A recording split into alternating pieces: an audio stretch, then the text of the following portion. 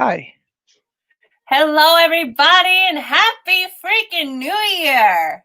Happy New Year! Woo! So tonight we're broadcasting live from New York and Michigan, kind of like Jenny. What's her last name again? Jameson and Ryan Seacrest. They always do the ball drop here in New York City. It was McCarthy, but it's Did I say Jameson? Do you know what's so Wahlberg, right? Because she's married to she's married to Donnie, right? I'm really out of the cultural loop, to be honest with you. But yeah. I wanted to say, I said Jenny Jameson because my nickname used to be when I was a party girl was Jenny Jameson Sam. Oh. So I just thought her name was Jenny. I'm so confused. Never mind. Anyway, so we're here. Happy New Year. And Happy New Year. I'm actually interviewing Erick again. In the sling. Erick, in the sling, live from the sling. Can you explain to me why you're in the sling? And what's going on with you? What? I just got out of the bed. So I was in bed and I was gonna go to the chair, and then I was like, I think I'm just gonna broadcast this kind of relaxing in the sling. This is the first ever. So this is like history in the making. I've never did an interview in the sling. And this is and for people that are watching and listening, the sling this is how I get out of bed and get into the wheelchair and then get from the wheelchair into the bed. This is the contraption that I talk about where I explain how I get out, where I say where it's like you're like a sea animal when they come and rescue a sea animal and they put you in this thing and then they put you in the aquarium, or sometimes they rub water on you. I don't have no water. Are you in these jokes lately? I don't know. Nobody's rubbing water on me right now. John! We need some water. He's like, leave me alone. I just got here. We need some water. I know he's gonna open that slider to it. Like, what? So I mean, yes, but this is the sling, and it's called the Hoyer lift, but mine's called the Trixie lift. So she's a good girl sometimes. She's a good girl. Is it electronic or is it like a foot pump? It is electronic. So yes. It's a blessing to have electronic because lifting me, I mean, with that crank with somebody, after a while, some of the times there's new caregivers, they're like, I don't know if I could do it. Then I'm like, you just push a button. Oh yeah. Yeah, you just push the button and up he goes and down he goes. You know what's cool about this though is you can put me right on the floor. So like I can have it lowered all the way down where my feet are touching on the ground, and oh wow, I'm in a crouching. Yeah, usually they go like halfway. Yeah, where they stand. I can go all the way down, crouching tiger, hidden dragon style. That's what's up. We'll be like, whoa. we call John Ninja, because everybody's wearing masks, and John's name is Ninja. Or I mean, John's name is John, so we call him Ninja. We're like, what's up, Ninja? Ninja. That's all I got. That's what I tell people that are here, because they all have to wear masks around me and stuff. So I'm saying, just pretend you're ninjas, but you're not really that stealthy. Shit, I've been wearing 2 masks because you know what's up. But when I was a kid, I used to walk what was funny? True story. Like, this is a story about ninja story. And then let's get on to the ninja stuff. So when I was a kid, right? So I got a Halloween costume, right? And it's a ninja costume. It's a black ninja costume. My foolish butt, like after Halloween, walked around the neighborhood like I was a ninja. Trying to walk up walls and try to walk up on people all like without making any noise or any crinkles and stuff. Like, there might be something to that. Man, I'm telling you. And this is not one day. This is like the cartoon where you see Peter wearing the costume for like a whole episode. Won't take it off. This is Erick too. That's like my costume tonight. Yeah, Erick. Little do people know that my New Year's dress has sweatpants underneath. You know what? That's funny because that's how all the broadcasts are these days. I don't give a fuck. Yeah, like some of the people that are on national TV, they've been said that they're like in their boxers because the camera's only seeing from the desk up. They're just like, yo, I just came right out of bed straight to my desk and broadcasted and was like, what up? Pretty awesome. Yeah. So can you Can you tell everybody? We're going to get into a lot of things, but since we're talking Okay. about attire and clothes, can you tell everybody about the shirt and hat that you have on right now? Inspire. Inspired, yes. Well, this is a childhood dream. This is something that through these podcasts, I totally forgot that when I was a child, I used to wear, I've said that I wore my clothes, like my shirt inside out, but I used to visualize. Like crisscross? Do you ever No, crisscross like your oh, I Velcro remember shoes that. and stuff?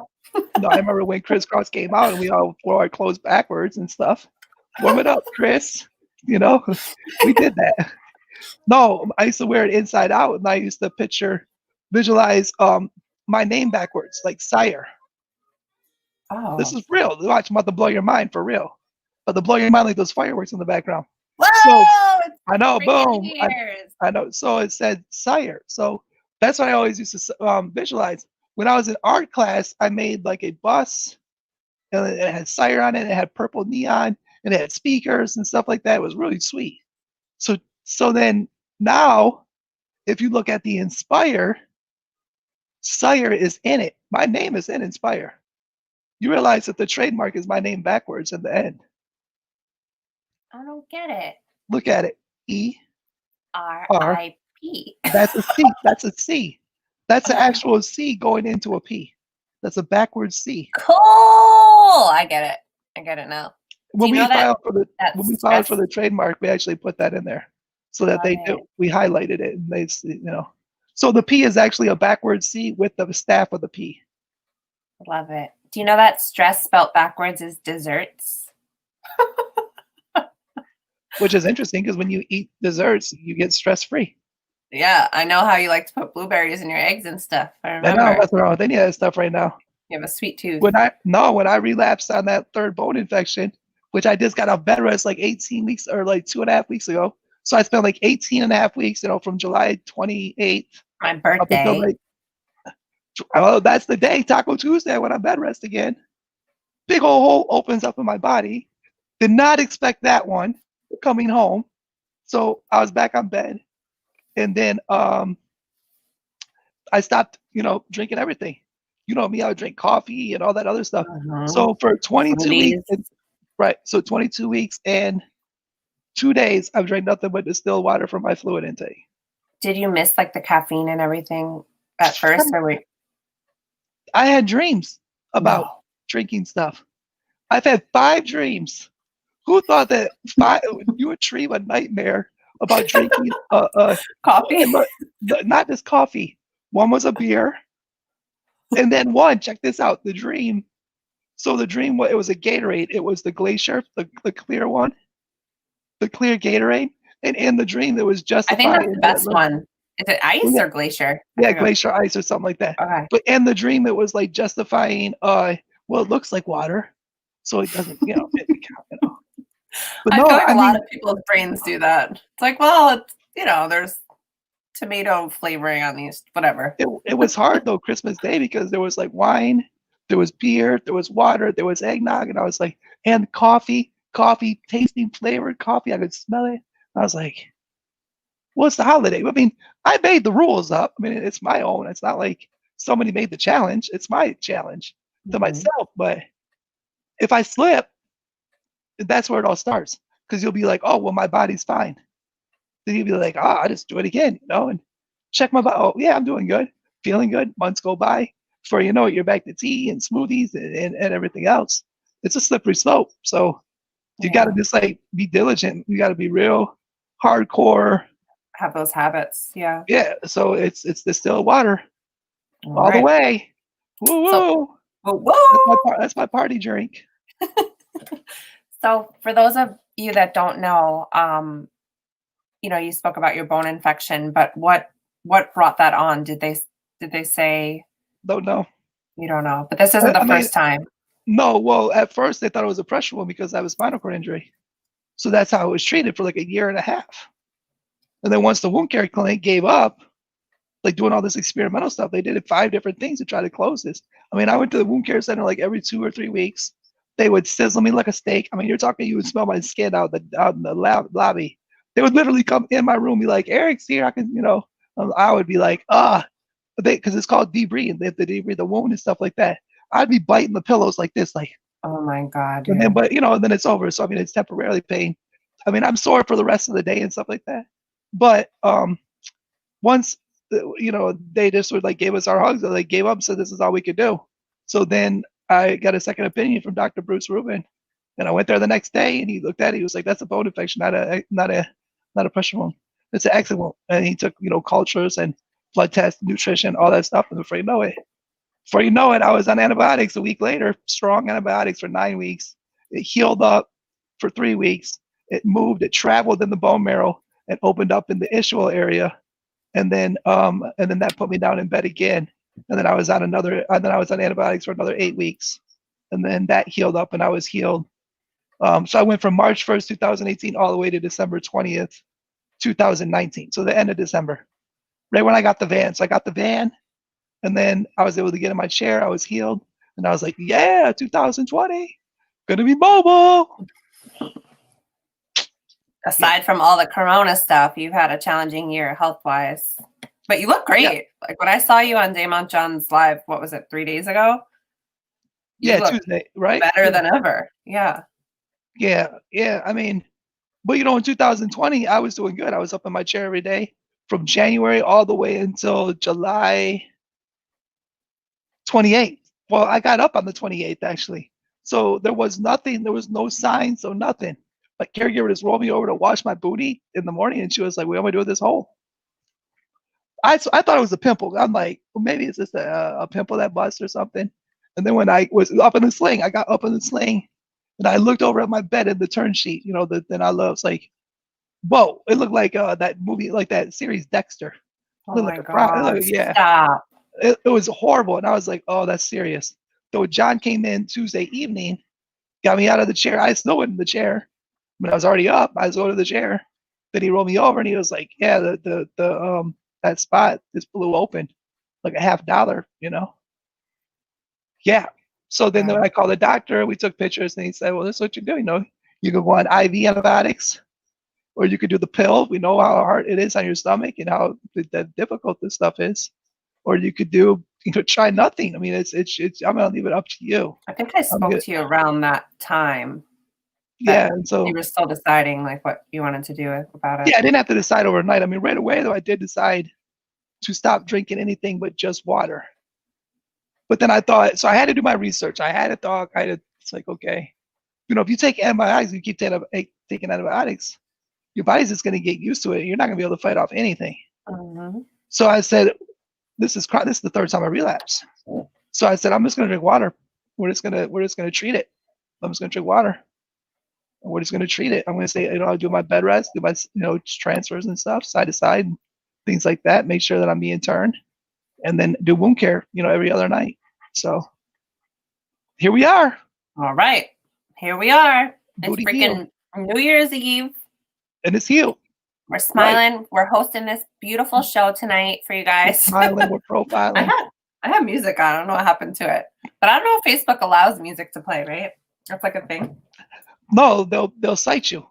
Oh, okay. I won't do that then. They go, it doesn't make sense. I don't know how people get away with it. God. What song would you play right now for New Year's? Michael Jackson. I want to rock with you. I don't know why that's in my head. Into New Year's. So. That's what popped in my head right now. Just do. Go feel that we can rock. I don't know why. I know, isn't that weird? Yeah. Will they cite us because we sound like them? I don't know. I mean, like we are we are singing very well right now, so they might cite us because they're jealous of our singing. I'm just saying. And for those of you that don't know, Eric, can you tell them about your music history? Because you are in the music industry, right? Yeah. I mean, I still perform. I mean, I still make music. Yeah. I mean, from elementary, I started writing lyrics, when LL Cool J was out and Run DMC and Beastie Boys and stuff. And then like the kids in the neighborhood, we were watching Yo MTV Raps. It's just like we just started doing it. We just like fell in love with the music and stuff and the wordplay. And Like you would see us like have battle raps and then wrestling. WWF at that time. It wasn't WWE. Who's your favorite wrestler? Oh, that's a really good I know. one. There's so many memories. That is a good one. You know, I like the all around part of it. Like it's more like their art. So and their branding. You know, like Macho Man's branding was amazing. Like, you know, Okay. Macho Man, Randy Savage. Ooh, yeah. You know what I mean? I don't. You know. Oh, okay. Well, that Macho Man is the wrestler. And at that time there was WCW do. too. And so there was like Ric Flair. Ric Flair always was very. I met him Ric in Flair? Atlanta in an elevator. Was he like, whoa? He was so nice. I didn't know who he was. Everyone else was like, oh my God. And I was like, I said hi. We made eye contact. I was like, hi. But it was funny. Everybody's like, that was Ric Flair. Like, I was like, he's such a promoter too. He's such a promoter. Like when he would like, you know, do his like talk, he was like, when the Nature Boy gets to the city, you see me coming out of that stretch limousine, riding, profiling with my Rollie. You know what I'm saying? He's promoting all this stuff. He's the woo guy, right? Like, woo! Okay. Part of the Five Horsemen, yeah. All right. This is my childhood memory. So this is like, so at that time, because I'm 43 years old, so Nintendo comes out. That old. Yeah, Nintendo comes out. So us in the neighborhood, we're doing rapping and hip hop music. So we're having like concerts or, you know, like things like that. Then we're wrestling, and all of a sudden we're like, you know, we go from like battle rapping to body slamming. You know what I mean? Like it is not, and then Nintendo. Let's go back inside and play Nintendo. So we're playing like Super Mario Brothers. We play Super Mario Brothers. That was like the very first part. You know, Save the Princess from Bowser. Bye bye Bowser. And then from there, I think Contra. You know, the code, the super code, up, up, down, down, left, right, B, A, start. You never forget it. You never forget it. I never forget the Aladdin codes. Genie Abu, Aladdin, Sultan. That skips all the levels. I was a little younger than you, so I was into the yeah. You mess around with the Nintendo. See, if you were about my age, you would have been able to experience Zelda when it first came out. I did play Zelda, and I also spilled orange juice on our Nintendo, and I was in big trouble. But yeah. I mean, we didn't get to play Duck Hunt anymore, and that's kind of. Duck Hunt was awesome. You just had that little gun here. It's like, wah. Yeah. You know, back in the day that Nintendo had a robot in the very beginning.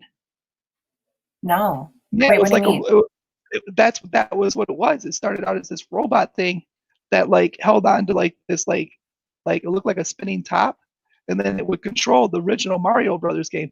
See, remember that Super Mario Brothers, but there's a Mario Bro game where Luigi and them are going up and down. It's kind of like a Donkey Kong. I love Donkey Kong. Yeah, but look up the Nintendo robot. Okay, on it. Oh yeah, and then they had a magazine too, the Nintendo magazine. We used to get magazines from Nintendo. Nintendo just opened a store in Times Square. I want to check it out. So yeah, Nintendo Power, something like that. And then they had the track and field game that came out, the Nintendo Power Pad. I remember that was so cool. My friend, my best friend Melissa, she had that, and we used to play. And something with Wario. We did track and field and things like that. So I mean, it really worked. That was dope. Yeah. Then there was Metroid and Castlevania. You know, when games came out back in the day, one game came out and you had to wait months for another game to come out. Now it's there's no appreciation for it like it could be, because 1,000 are coming out. Thousands and thousands of games are coming out right now. Thousands of music tracks are being downloaded and coming out right now. So it's like we have so much. We have instant instead of like the waiting. Wait. Yeah, because the wait makes you appreciate. Oh, that rhymes. The wait makes you appreciate. Yeah. Okay. So and it does. You know, back in my day, we had to wait in line on a Monday night because the album was getting released on Tuesday from an artist. They wouldn't release it early. So what you could do is you'd be in line at 12 a.m. They would sell the album. So you would be the first in line to get this new And then what you do is you take the tape, the cassette, and then you pull out the jacket and you look at the artwork, you look at who's a part of it. You get sometimes there's lyrics. Like we Yeah, I used to love like the I mean, lyrics. all the stuff was like right there. And then you put it in your Walkman radio and everybody's listening to it, and then then you talk about it with the next day with your friends, like what you like, or you know what I mean, and then you go to school. Like, I'm just saying, like you were able to like really know what was coming out. Now, how do you know what artist is making what right now? I'm out Unless of the this is being cultural loop. promoted, I don't know. hev- The radio? not even like they used to call it backpack rappers and stuff. Really, like hip hop heads and stuff. You don't even know. Like there's an underground scene, but it's hard. I mean, like right now, it's just like who's like where is it? Like who's coming out? Because before you had to wait, and because you were waiting, everybody knew what was going to come out. They would release it. Like they would actually have a release of what's coming on, this month. You go to the record store, like who's coming out this month? Then you would know. But it wasn't like 1,000 people are coming out Monday, and on Tuesday, 2 more thousand people are coming out. You know what I mean? Like it's just a totally different the way it is now. Hmm. You know, it's So sad because some people are not able to really get that understanding or that appreciation of the waiting to get stuff. yeah, but we got to give it to these kids because I think they're getting hit the hardest right now. So we'll give. I don't Yeah. know. I don't want to say that like to give them all the games and stuff, but I just feel sorry for them. Like I was talking to a lady today. She was like a kindergarten teacher, and she was just telling me how like these little kindergarten kids have to sit in their chairs with their masks on with all this fucking energy, and like they dance until they fall out of their chairs, but like and they have like barriers, and I guess they get to go to recess and stuff, but it's just isn't that weird to think about? Like I don't know, like these kids don't get to be free. It's like the office space at kids. Yeah, it's The weird. cubicles. You've created clear cubicles. Literally. Did you watch that? I know you don't watch TV that much, but there was a South Park episode that actually showed like it was called like the pandemic special. I have to watch this because you're like the fifth person who told me to watch it. When they were in the school, when they were in the school, that's what they had. They had all these like shields around them, and then the recess was like, okay, half of you can go to recess, or I mean, go to lunch now, and then now you're done with lunch. Now the rest of the half of you can go to lunch. No, they were saying that they eat lunch in the classroom. Everything comes in the classroom, like all the music teacher, the whatever else they do. I don't know, but they all come in. The only time they leave is to use the bathroom and for something else. Recess, I guess. Yeah. Yeah. So can you imagine these little nuggets with like masks on, and they can't even like punch each other and stuff and pull each other's hair? I know. I wonder how much that they actually leave their mask on. I'm sure that people are pulling their mask off, their kids. Like they're probably like, "Oh, that's a cool mask. We pull that one off." They're probably finding them in the ground. Where'd you find that mask? I found it. Yeah. So I don't know if you could see the screen, but I have my friend John here, and he's talking about Sting, and that's his favorite wrestler from that time period. Yeah, he was. Did he ever go to WWF or WWE? He was in WCW. I don't remember if he. Yeah, because he used to wear like the black and white. He kind of looked like the Crow. Cool. What about the Undertaker? The Undertaker just retired, but yeah, I mean, he had all his phases. Okay. He had like different like themes of the Undertaker. I didn't realize, but wrestling is huge still. It is. I just did a wrestling show podcast 2 weeks ago or something like that. It's funny because I don't know anything about the new stuff, so they're all like, "What do you think about this? What do you think about like?" And then they were able to get my insight on old school, so I was able to talk about that, and they appreciated that, and that was cool. Right. I was like, "Yeah, but yeah, it's very big." Yeah. So how many podcasts have you done? I know this is your. I'm bad at numbers. You said 36.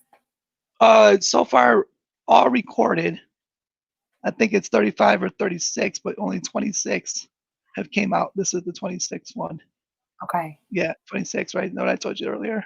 Is that counting the one that we did? No, earlier? Because that one, because I started right before September 20th. Got it. That's when I hit the goal. Beautiful. And what was the call for those that don't know? Oh, it was to celebrate my life after injury. So September 20th is the day that I got shot and paralyzed from the neck down. So every year when that date comes around, I try to do something, like positive. So I was just like, what better way to celebrate? I'm going to do 23 live shows, 23 shows that will come out. They have to come out before the end of the year. That was the rule of it. Beautiful.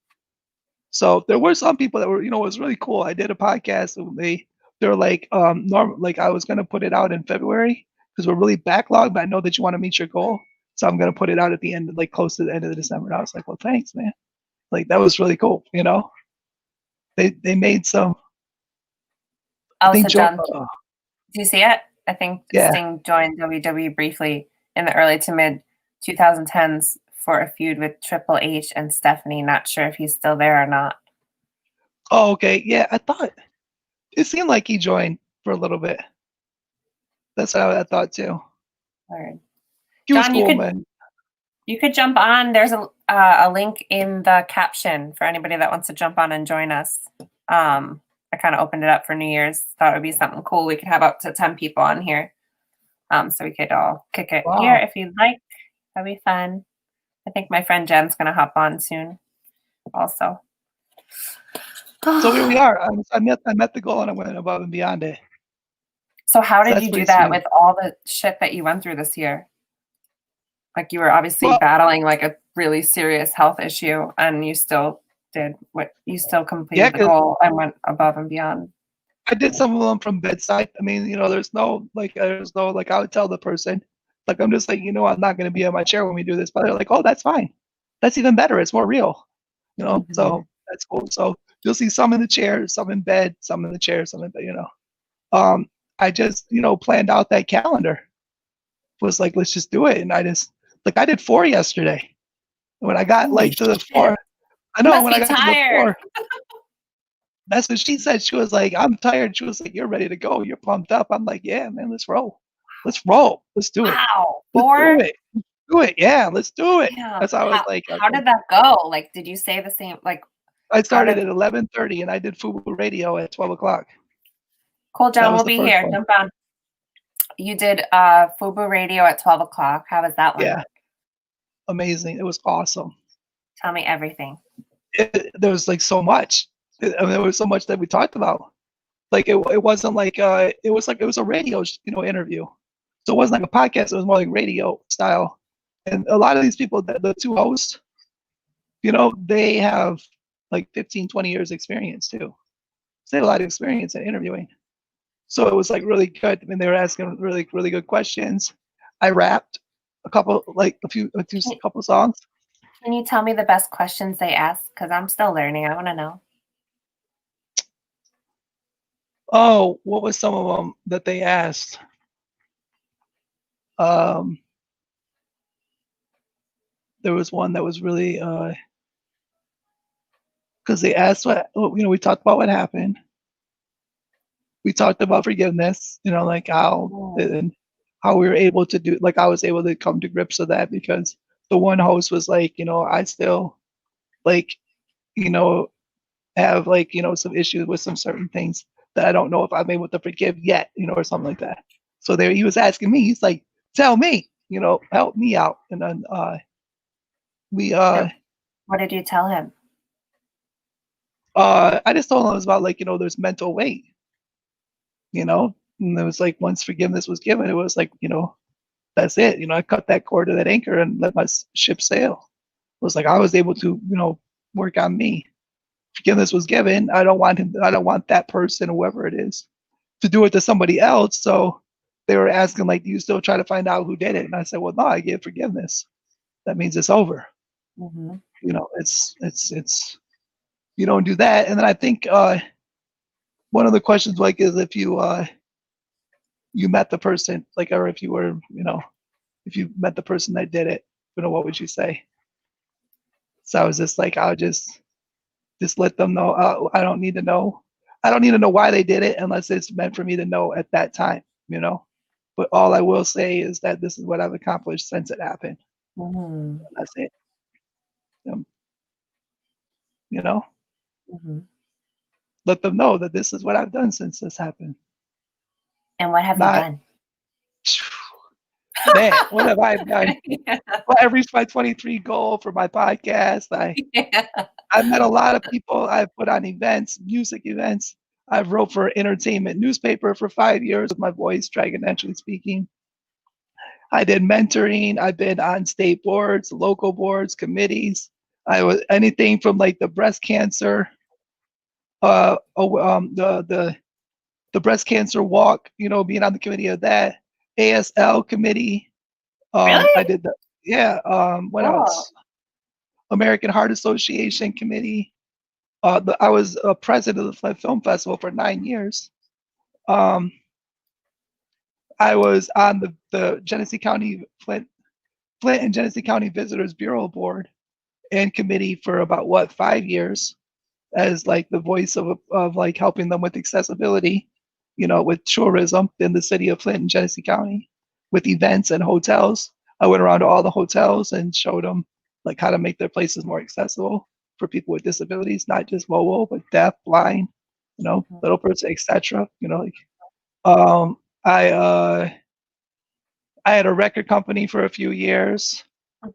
I introduced a few bills in All right, Congress. now you're bragging. Now you're No, bragging. you said, what did No, you I'm do? just kidding. No, I'm just kidding. Keep going. I- Keep going. I introduced a couple bills in Congress, you know, and they were passed, and one still gets voted on today called Money Follows the Person, that brought like billions of dollars to get people out of nursing homes and independent I living. didn't know that.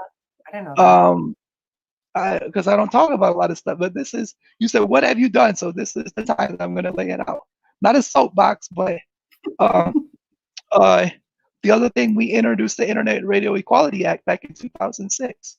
Internet radio was in jeopardy for a while to being shut down. And I went to DC and I was there with Live 365 CEO and AOL Radio and Yahoo Shoutcast and Pandora CEO. And we went and we marched the Hill, or we basically, that's where you call of action on the Hill. That's where you go to the House and the Senate and you meet with them with the bill that you want them to sponsor or introduce. They have to introduce it, and then once it's introduced, it's sponsored, and then it's voted on. How was that And experience? Oh my God. It passed. Yeah, it was awesome. I got to see how to do a bill. So I mean, if I ever want change, like if there's some certain thing we have to put things together, I can contact my legislators and say, look, I'm gonna set up a meeting with you. I'm gonna have you, and I'm gonna, show you exactly what type of bill, what needs to happen, and then they'll look it over, and if they want to introduce it or have somebody else introduce it, then it goes from there, and then it goes to the floor. It's voted on. It's still voted on today. So yeah, Money Follows the Person is still voted on. And then after the internet radio station, I shut that down, and then that's when I opened up Easy Awareness by Design. And then from Easy Awareness by Design, which is a graphic design, branding, apparel, marketing material business, we were able to start the Inspire brand. And then, so I have my own clothing line. It's called Inspire. Mm-hmm. And then in 2010, I met Siaka Saab, March 6th at the Pistons game when we finally met in person. That's where he introduced the D-Man Foundation to me, Danny's Miracle Angel Network, when he was going to build the first ever barrier-free music therapy recording studio, and the legacy of his brother that passed away from complications of a spinal cord injury, August 2009. So I said, okay, cool. So I'm down. So I was on the committee, lots of meetings, lots of virtual meetings, lots of in-person meetings, and then fundraising. And then before you know it, they're opening up the foundations, the studio. And then we got people in there recording music that are paralyzed from the neck down, not able to move their arms or legs. Some people are, there's even people that are blind there, and they're in there, using assistive technology and music therapists and engineers and achieving clinical goals. And then I was able to start making music again. And then I was able to perform again. And I performed on stage 17 years later after my injury. And then I started getting people to actually ask me to perform at events and stuff. And then I went out to Shark Tank. Dave and Don flew me and my dad and my caregiver out to Shark Tank. I got to do the Shark Tank experience, see the Shark Tank set, talk to the sharks, be as guest of honor on Inc. magazine. So I got to fly. So I was able to notch, I had to get the flying experience from the wheelchair to the aisle chair to the Wait. airplane seat. That you didn't love, right? Correct me It's if I'm not wrong. fun. No, it's Okay. not fun. No, it's not fun. So then when we got there, I also got the experience of not having accessible transportation taxi at LAX, you know, and going through that. And then like 2 months after that, then I went to Vegas. Same flight, basically Delta, and now I'm in Vegas, and I went there for the magic show, the largest apparel, you know, convention. And then from there, we took a wheelchair van and we went to LA. And then I had a bucket list. I wanted to record in the LA studio. I wanted to have an Inspire party on the rooftop. We had an Inspire party on the rooftop at W. I don't know. And then I went to Santa Monica I feel Pier. like you throw some bangers, don't you? Yeah. Okay. Yeah. Yeah. Well, we had in Las Vegas where we were staying was at the Hard Rock Hotel. So the very first pool party in Vegas was called Club Rehab. And the guy that I knew in Detroit, that the same hotel chain contacted his friend that worked at the Club Rehab. And so they did an Inspire pool party. And then we had one. How was that? It was amazing. It was awesome. All the waitresses, everybody was wearing Inspire shirts. Oh my God. All right, we have a special guest. This woman is one of my best friends. She's actually my coach. I'm going to bring her in. Hey, Jen. Erick, meet Jen. You can't hear me? Oh, I can hear you now. Yes, it's all better. Okay. Hey, Hello. what's up, Jen? How are you? Great, thank you. How are you? I'm doing great. Good. Just hanging around. Yeah, hanging around like all of us. I'm literally hanging. So he's in his sling. He just got out of bed. Yeah, I just got transferred from the bed. Yeah. Okay, that's cool. So this is how I get to the wheelchair. Normally, Okay. the other person would take me from here. We have another guest on. What's up, John? Hey, guys. Happy Hey, New John. Year. Happy New Year. How are you? Doing good. How are you? This is John that was commenting on the wrestling, right? Yeah. Jen, Awesome. you good? You need me? Happy New Year, guys. Doing good. Happy New Year. Happy New Year. So, Jen, you want to tell them how you're a technical genius? Or not. You are. She did a 3-way call with us today. I was like, it finally worked on WhatsApp. And it worked. It was all good, right? Yeah, I was like, what? Yeah. Fox, what's up? Good, but I can't find. I'm trying to plug in the speaker cord. Okay, if you need me, let me know. So that's what I'm just trying to look for. Okay. I think the camera is all working. You're not broadcasting, are you? Yeah, we are. We're live. Oh my. Oh yeah, we're live. Oh, well, hello. Live and direct. And I'm not wearing a bra. Just kidding. Sorry. Trying to keep it PG. We were joking about maybe we'll put on a real bra today. Oh, that is funny. Sorry. Well, I guess I should have not wore a shirt then. What the heck? I'm just saying, it's freaking New Year's. It's New Year's, man. The right time of year. Yeah. So I don't even know if does Facebook like censor me if I do or something. They're like, no, Erick, you gotta put your shirt on, Erick. Put your shirt. Facebook definitely censors some stuff. I hear. I don't know. But I save all my videos and put them on other platforms. So I'm sure if I played music, I was talking about earlier, if I played some music, they probably would. What did you say? They would cite us or something? Oh, yeah, that happens. I've done broadcasts right from here, and then had music playing, and then like a year later, it'll say that I did a copyright violation, and I have to go listen to the video, and they give me the video, what music is playing on there, and then they give me the option. You can mute the music on that part of the video, or you can contest it. Oh, that sucks. What if it's like some real good stuff you're talking about, and they're like, you got to mute that part of the video? It happens. Then you can contest it. So that means then you you're tell not them to play other people's music on your broadcast because it's. I don't know how people get away with it. Yeah, you're not But- allowed. Because I know when Mark was trying to do DJ stuff, like they would shut it down like right away. Wow. Okay. Oh, wow. Yeah. So. I mean, I had an internet radio station, and what I had to do when I had an internet radio station to play people's music, published music, I had to have a blanket license. So I had a publishing license. So for ASCAP and BMI, people that have their music published. So So I had since to you have have that, license. can you play us music? I lost that a long time ago. Okay. You got to keep current with the license. Even like restaurants and stuff, or like places when you go and they're Mhm. playing music up in the speakers. Yeah. Yeah. They're supposed to have a license for that. Oh, okay. Oh, wow. A lot of them don't, and they get cited. Huh. Oh yeah, ASCAP will come I in. never would have guessed. It's like when I worked at Starbucks, they had pretty good music. Like I actually learned about a lot of music through when I worked there, but they had like their own music company where like they had different art, like big artists sign on. Like, I remember Yeah. Ray Charles. Like I didn't really listen to Ray Charles then before working there, but like I fell in love with some of his songs just playing, on the loudspeaker there. Yeah, I think like when they first started, Starbucks, weren't they selling Kenny G CDs and stuff? Yeah, they sold a lot of big names there. Yeah, Yeah.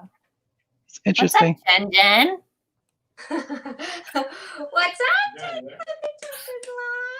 What's up? What's up?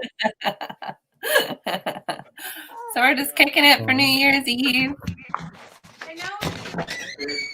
Happy New Year, bro. Happy New Year. Tonight. So Eric was just telling us, because we were talking about how, Eric, his goal this year was to have 30, no, I think it's 32, but it was 26, right?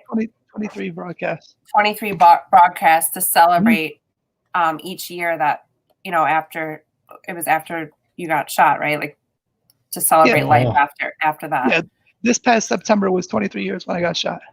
Yeah. So celebrating life after injury 23 years later. Whoa. Yeah. Yeah. Have you already gone through your story? Am I too late to hear it? Oh yeah. Well, I could say it again though. Yeah. Yeah. I was doing hip hop music at the time, so I had a group called Miscellaneous, and we had our album release or our music project release project right at the house where we lived at. So I went outside to check the parking lot, and then to make sure like nobody was in my neighbor's yards and stuff. Then I was coming back to the porch, and I was facing the steps, and at the top of it was like my girlfriend at the time, and some people to the right and to the left, and then the DJ van was behind me, and then someone came around the DJ van, pulled the gun, and opened fire. So, multiple bullets, and so they shot me from the backside, and I got hit in the third vertebrae. So I have a bullet lodged in my third and fourth vertebrae that's vertical, but I spun like this, because the sound probably, the bang, your body automatically just, there's another graze, like there's a part on the back of my skull. It looks like a bullet like grazed the skull. So maybe when I spun, the other one just like grazed the back. And then I dropped to the cement. And then it was cold, it was dark, it was like not pouring rain, but a little bit of rain.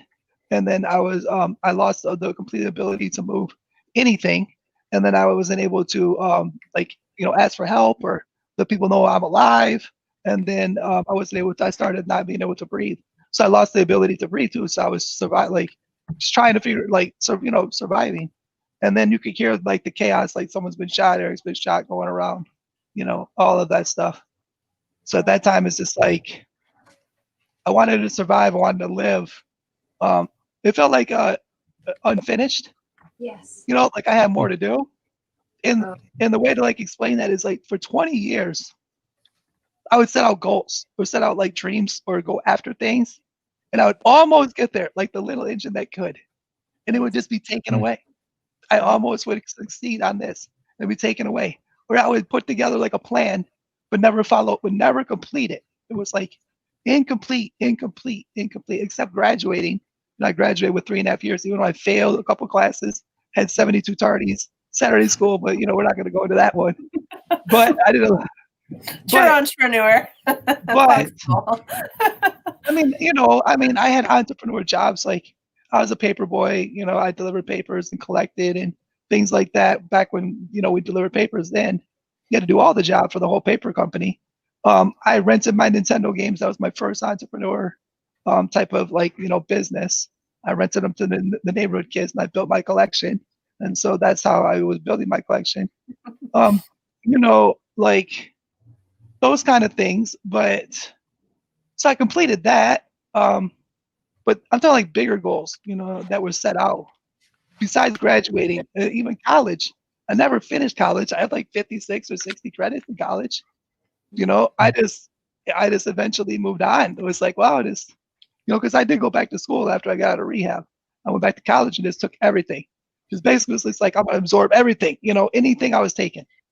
But that night when I got shot, it was like that was the highlight of our life. That it was like it was happy times, celebrate, yeah.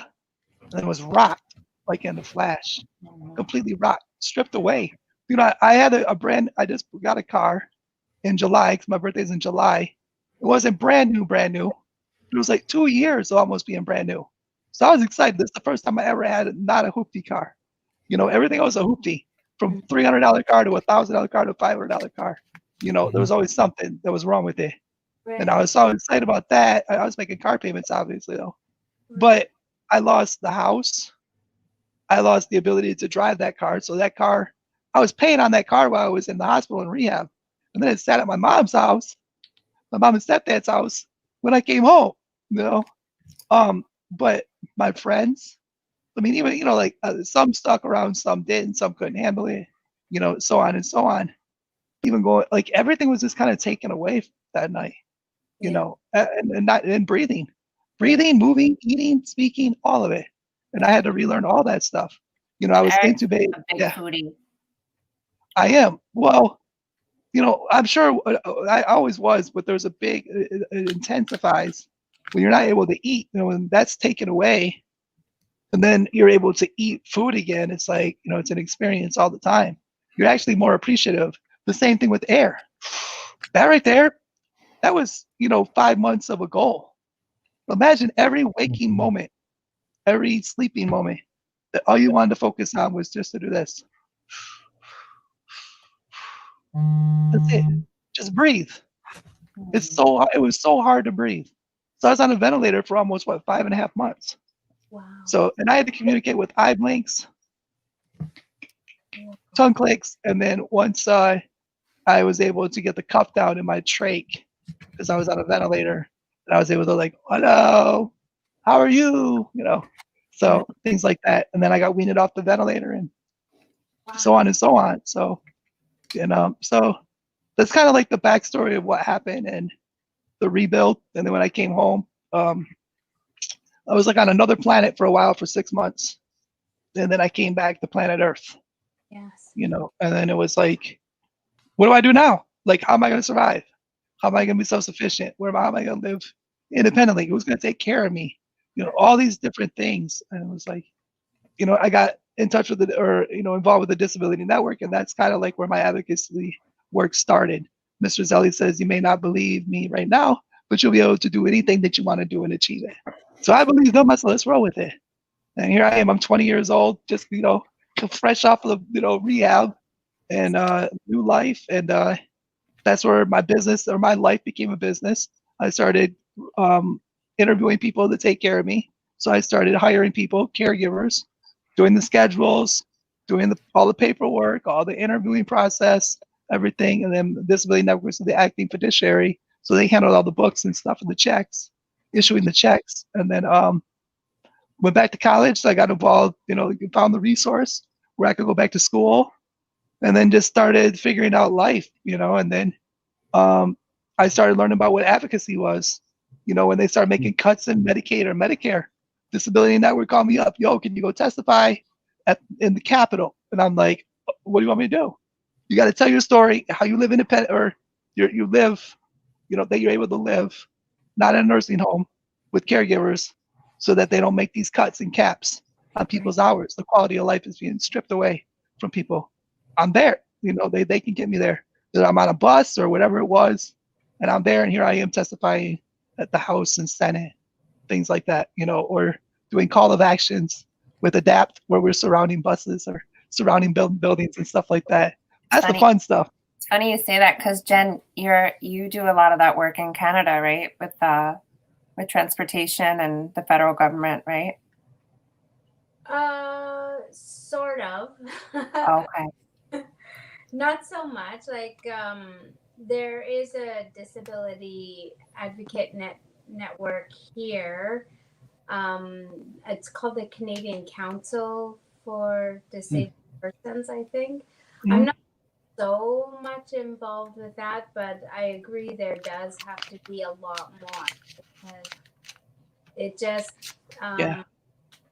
you know, a lot of people who don't have disabilities, they don't realize that, like, how privileged really they are, and when they're trying Mhm. to make policies and legislations and this kind of stuff from that place of privilege, I think as well intentioned as they are, they quite often miss the mark when it comes to the implementation, right? Yeah. Yeah. 100%. I mean, I just was able to vote private and independently about 4 or 5 years ago Is that because of the Help America Voting Act. Yay, Hava! I know, Congratulations. So, I you know, worked on that because when I too. would go to the polls, they would just say, oh, just have your caregiver have someone vote for you or Yeah, mark the ballot. But once yeah, I started learning about my rights, as I was learning this advocacy work too, that's where I was like, no, you're supposed to have assistive technology. No, I have the right to vote private independently. And then when the Help America Voting Act came out, that stated that every person had the right to vote private and independently. Mhm. And then they're getting money. States are getting money from the Help America Voting Act right. to fund for the accessible polling locations, to buy the equipment. And here I am, and you don't have it. Now they Yeah. do. But it's only me, though. You know, I mean, it's only me that the whole state is not, you know, completely accessible yet. So Mhm. still, like you said, there's a lot of work to do. But, you know, I was able to finally vote private independently, but it took years. It took like what, 21 years, 20 years? It took a Wow, lot of years. Oh, wow. I mean, that's ridiculous. yeah, Well, I mean, just as ridiculous as it takes for women to have the right to vote, you know, it took a lot Mhm. of that to happen, and yeah, then just Black people to be able to walk down the street feeling free yeah. and, you know, come on. It's so things take a long time, and it's just part of society, the way societal conventions are, I guess. I don't know, but It's there's a lot it's of really sad that there's when you look at the history of people with disabilities, and you find out that there was acts that were put in that wanted to keep people like me in houses. Mhm. You could not be in public or you would get fined. I Exactly. think it's called the Ugly Act, maybe, or something like that. Yeah, But yeah. that started in Europe, and then it came to the U.S. Right. Like if I was out in public, I would get fined Yes. because of being or you know my being paralyzed. That was Yes. considered a fine. That was considered the law. I was not able to go out in public, so people actually had to go through that. So they were stopping people, and then what's the interesting thing would end up happening. So then, like in 1932, I think that's what it was. Then they thought, what a great idea! We could get people with disabilities job or get them in the workforce. So we'll call this thing called sub minimum wage. So you could pay a person a disability under minimum wage because that's going to stimulate the job force for people with disabilities. Isn't that a great idea? You know, why not? Why not? Mhm. Just take them. Just go ahead. Pay them $2 an hour because they're not able to perform like the person that is able bodied or doesn't have the disability. Like say that person can make 50 shirts and the person with a disability can only make 10 shirts an hour. That's how they work that wage out, and then they say, well, we can pay you under, you know, under minimum wage. It's called the sub Wow. minimum wage. And Yikes. 19, yeah, that still even there. technology is still being used. You know, and it Yeah, really it flabbergasts me, and I'm just flummoxed. You know, things back then that always seemed like such good ideas, like, and I'm reminded of that even now as I work for the federal government in Indigenous Services Canada right now, and Mhm. so much that I'm learning about our Indigenous people and what we took for, just like you're saying, being put into that home because it was just unsightly to see a man in your condition be out on the street. It's the same with Aboriginal people. Indigenous people here, like they were taken off of their reserves into the cities and given education and schooling and literature and English and all that kind of stuff. And yet back in those days, that was considered the humane thing to do, the right thing to do. And just like it was the right thing to do to keep people who are paralyzed off the streets, think, what the heck are we doing in 2020 on the eve, on the precipice of 2021? What the heck are we doing that we're going to look 40, 50, 100 years from now? Like, how could people have been so stupid back then? Right. I think there's quite a bit of things. Unfortunately. Well, I think definitely 2020, 2020 definitely, well, it's interesting. It's called like 2020. So now our eyes are open, like 2020 vision, know? So it's like, it exposed people and it brought the best out of people. It kind of like really, that's what happened. Like from businesses to motivational speakers to people like preachers, any of that stuff. People that you thought were good people, you were like, whoa. Yes. Wow. Like I did not know that. Like, man, I am sad now. I really like that. I really like that person. Obviously you don't want to just go by what social media says. You got to do your own homework, but when they, come out their own mouth, I mean, what can you say? It's coming from them. Yes. So, yeah, I mean, that's really what I saw a lot of that. I saw, it brought out the best in people and helping people, trying to like just do something with, whatever they were going to do. And then it brought out like selfish, it showed, it just exposed. We were like, okay, so all of us had 2020 vision in 2020. Yes. I mean, like our insight was open. Like, oh my God! Wow. Sorry, Ben's here with Wow. us. I'm gonna send him a link. Sorry, did that hurt your ears with the headphones? So John, I want to ask you if you have any questions for Erick. But Erick, can I ask you a question? First, you can't say no, so it doesn't matter. I want to ask you something John, before I forget. Okay.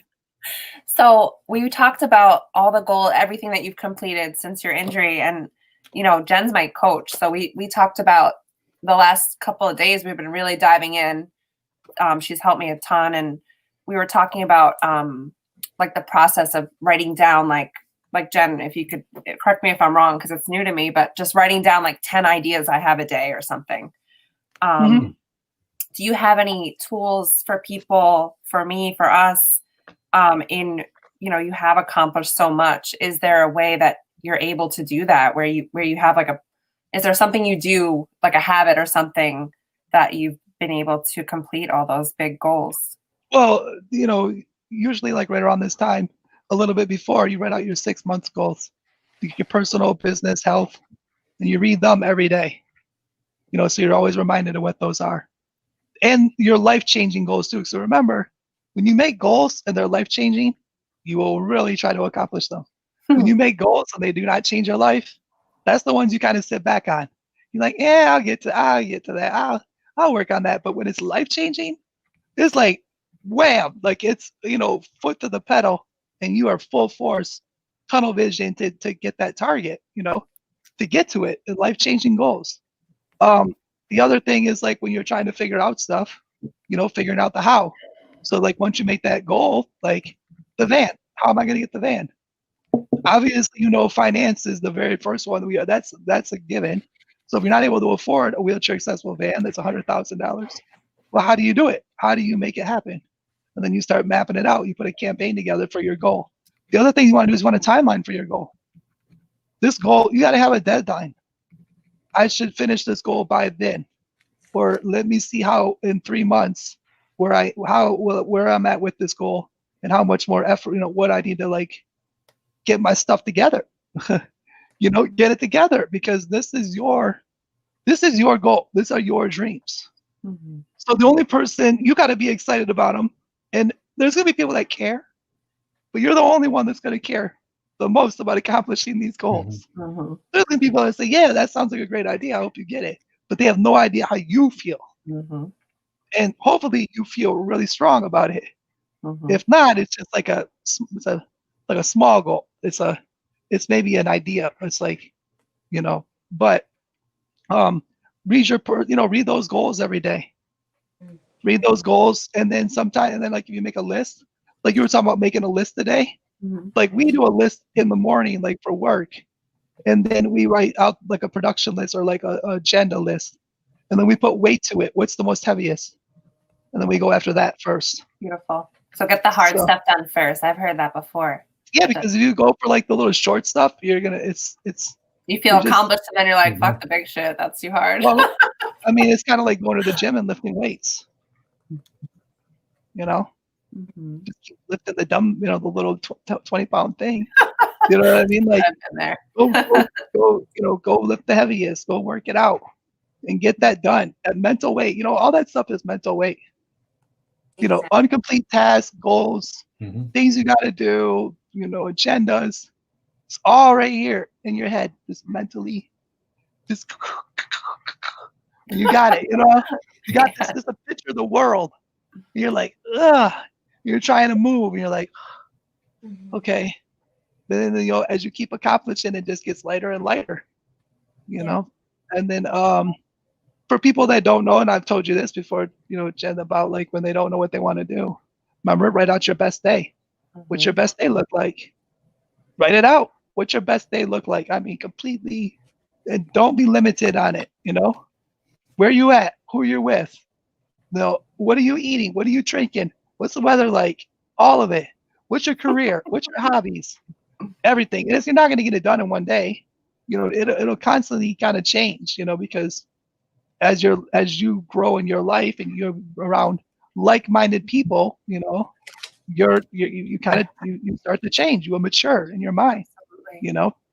So those are some of the things. Thank you. I'm excited. I like I'm the excited too. yes. Yeah. Yeah. So John, do you have a question for Eric? So good to see you. I'm so happy you're here. Thanks. Let's see. I guess. Any particular types of questions to ask, or just No Anything. matter. okay? Yeah. Guess. Let's see. Just one question off the top of my head. What advice would you have for like someone, I guess, like talking to you with like a different type of disability? I don't always mention this, but yes, I am autistic in case anyone's wondering, but Okay. Yeah. What kind of advice? I mean, that you belong, Hmm. that you don't feel isolated. There are other people that are out there that you can, they're out there that are also feeling like it's just me that I'm going through this experience. I'm going through Oh, this wow, disability. yeah. Mhm. You could go on Facebook and find people, social media, or find meetup groups, in your local area. But know that your value is the same as everybody else, so that you belong. Oh, shoot! What's wrong? So knocking? No, that's gunshots. It's all right. Mhm. I'm in Flint. It's close. Okay, so back to what I was saying. You just know that you have value. It's not the diversity. It's not inclusion. That you belong. So that if you're not somewhere, they're gonna miss you. And Mhm. and understand who you are. Love yourself. And then what do you want to achieve? And don't let someone say that you're not able to do it. Don't do it out of spite. Do it because you love to do it. Don't prove someone wrong and just say, look at me, I did this. Do it for you. Do it because you love to do it though. Don't be boastful. Just be humble, you know? Just kind of think about the things that you want to achieve. What do you want out of life? What would you really Definitely. love? what would you like out of life? And don't limit, don't be like, I can't do this because of this. I can't do this. Just put out what you really would like your life to look like and where you would like to be. And then just ask people to help. Maybe put a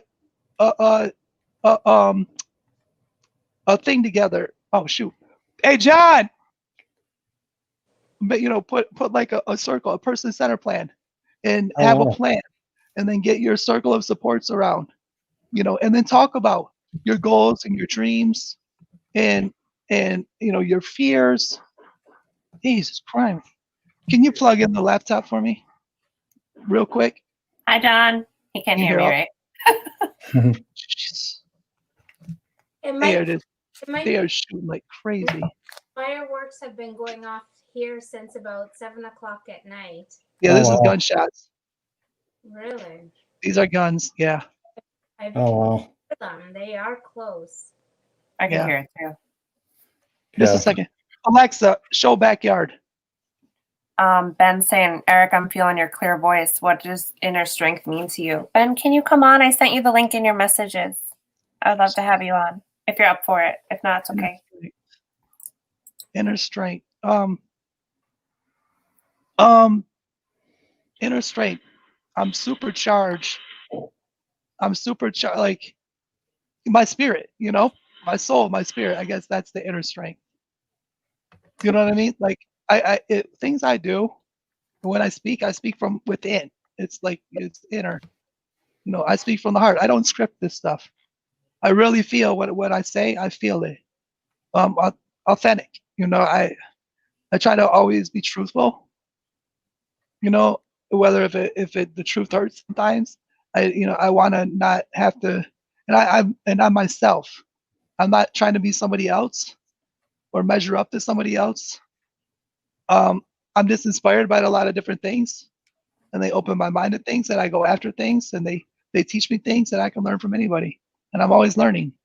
So I guess like the inner strength would be just something that you're not able to explain that's within you, that comes out. It generates out. It gets me super pumped up to do 4 broadcasts yesterday. You're a rock star. I don't think I can do that, but I love this shit. But you do what makes you're helping. Like that's the thing. So inner strength too is like what you're doing is helping other people.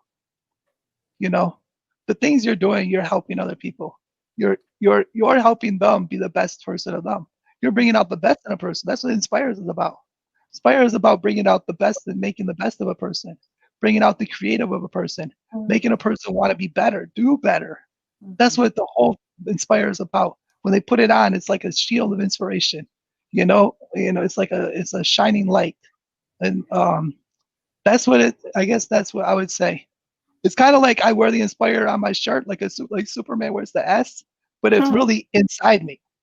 It's just you're able to visually, it's also outside too. But yeah. You should wear the I. Instead of the S, you should wear an I on your chest. Oh, an I? Yeah, I know. That's an interesting thing. That'd be cool. We should do that. Yeah, that'd be awesome. Like an I. Yeah, that would be interesting. Good idea. Jen has all the ideas, man. They don't just pay her for her looks. Jen, do you have any questions, babe? Yeah, I have like 1,000 questions, Eric, because I think it's really, I love these kind of human stories, right? Like the real human stories of how you have had to go from like learning how to breathe, like WTF, I take that for granted. Yeah, same here. An instinctual, that's instinctual. It's unconscious. For me, that happens on a subconscious level. It happens. I don't have to tell myself inhale, exhale. Like, no, I don't have to.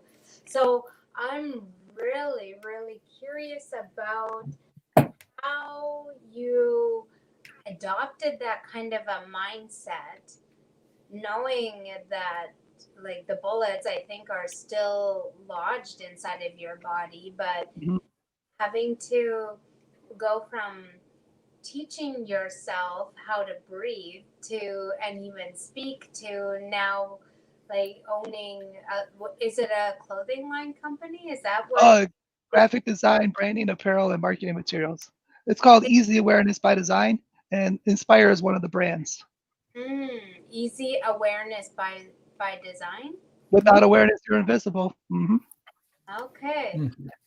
So even how like walk us through that. Tell us how you get there and how you make that brand be so successful. Like how does somebody go from being in a hospital bed to teaching themselves how to breathe, inhale and exhale, to launching like such a awesome kind of cool clothing line? Patience, being humble, being driven, being driven, keeping it open, to like your dreams. I mean, always is visualizing it. Want to accomplish. You survived. And you're here. So what are you gonna do? You got to make it happen. You got to move on. You got to keep pushing. It's little by little. You take steps forward. You take steps backwards. You take step forward. You take lots of steps forward, and you get set way back. But you just have to continuously, constantly keep going, keep striving, keep surviving. And then you got the it's the give back. So the things that you're doing, you're also helping others. So you're doing, music, you're also helping them. You're doing the business. You learn you help other people with disabilities start businesses, mentor them, not do it for them, but mentor them. So, but this is not overnight stuff. This is just every single day. It's just work. Constantly work. But you wake up and you're happy to do it because this is what you love. You sleep, you dream about what you're gonna do when you wake up. So when you sleep, you're dreaming about the dream. Then you wake up and then you put it into action. You're like, yeah, I get to do it. And then you sleep again and then you do it all over. And those things are going to change through maturity and through life, through the people you're around. But just to breathe. I mean, that was the goal. So that was a goal. A lot of this stuff is very goal planned out. Did I know at that time I'm going to set a goal? I didn't know if that's what it was called, but that's what it was. First was the survival, and then when I went to rehab, go to sleep. Then it was to breathe, to get off the ventilator. And also, not only myself, but it was the rehab team too that helped with the process. The technology, the skills that the tools, when they would come and turn the ventilator off for 30 seconds. And they had the pulsometer hooked to me so I could see my oxygen level. So it gave me biofeedback. So am I breathing? I don't know. Maybe, yes, I don't, maybe, I don't, so then I get to see. And then they come back a little bit later and then they turn it off for a minute. Then they come back and then they turn it off for a minute and 30. And they do that every day or 5 times a week or 5 times a week, 3 times a day. And so it was the gradual process of being able to get off the vent. And I think that there's, I'm going to say this, getting off the ventilator is how we should look at all the things. Yes. If you start a business and you grow too fast, you're going to collapse. Yes. Because you're going to make $1 million mistakes instead of $10 mistakes. Yes. Yes. So, but if you gradually grow, because, before you start a business, you learn about a business, you talk to people about business, you go to YouTube University, you watch TV, all these things. It's the first part of learning. You go to business mastery, right, John? Woo! Right, master classes, exactly.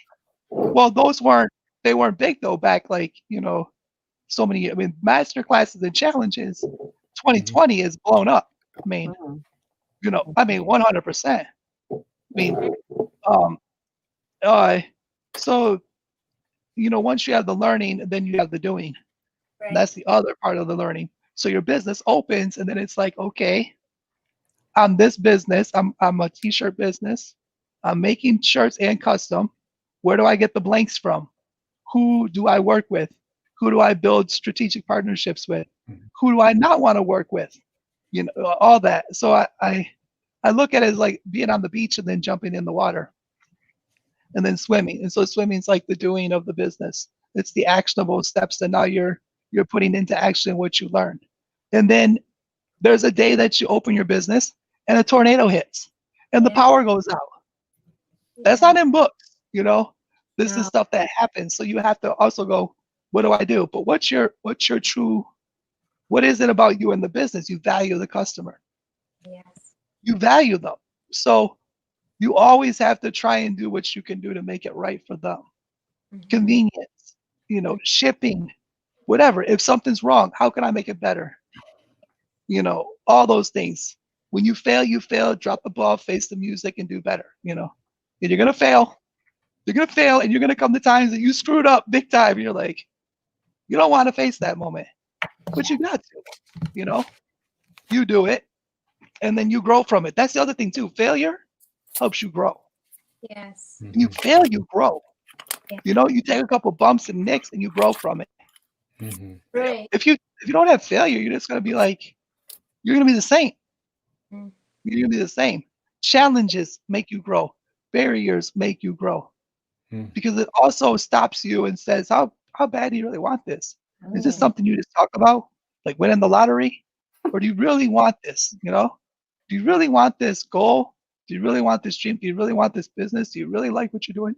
All of those things, and so that's why, and so like you'll take step forwards and step backwards and stuff. The same thing with business. But you just gotta always learn, and you gotta always know you don't know everything, and you always need to surround yourself with people that know more than you. Yes. Don't surround yourself with the same. Everybody, we're all the same. Like, no, you're an expert in this. You're an expert in this. You're an expert in this. That way, every day, I'm gonna learn from you.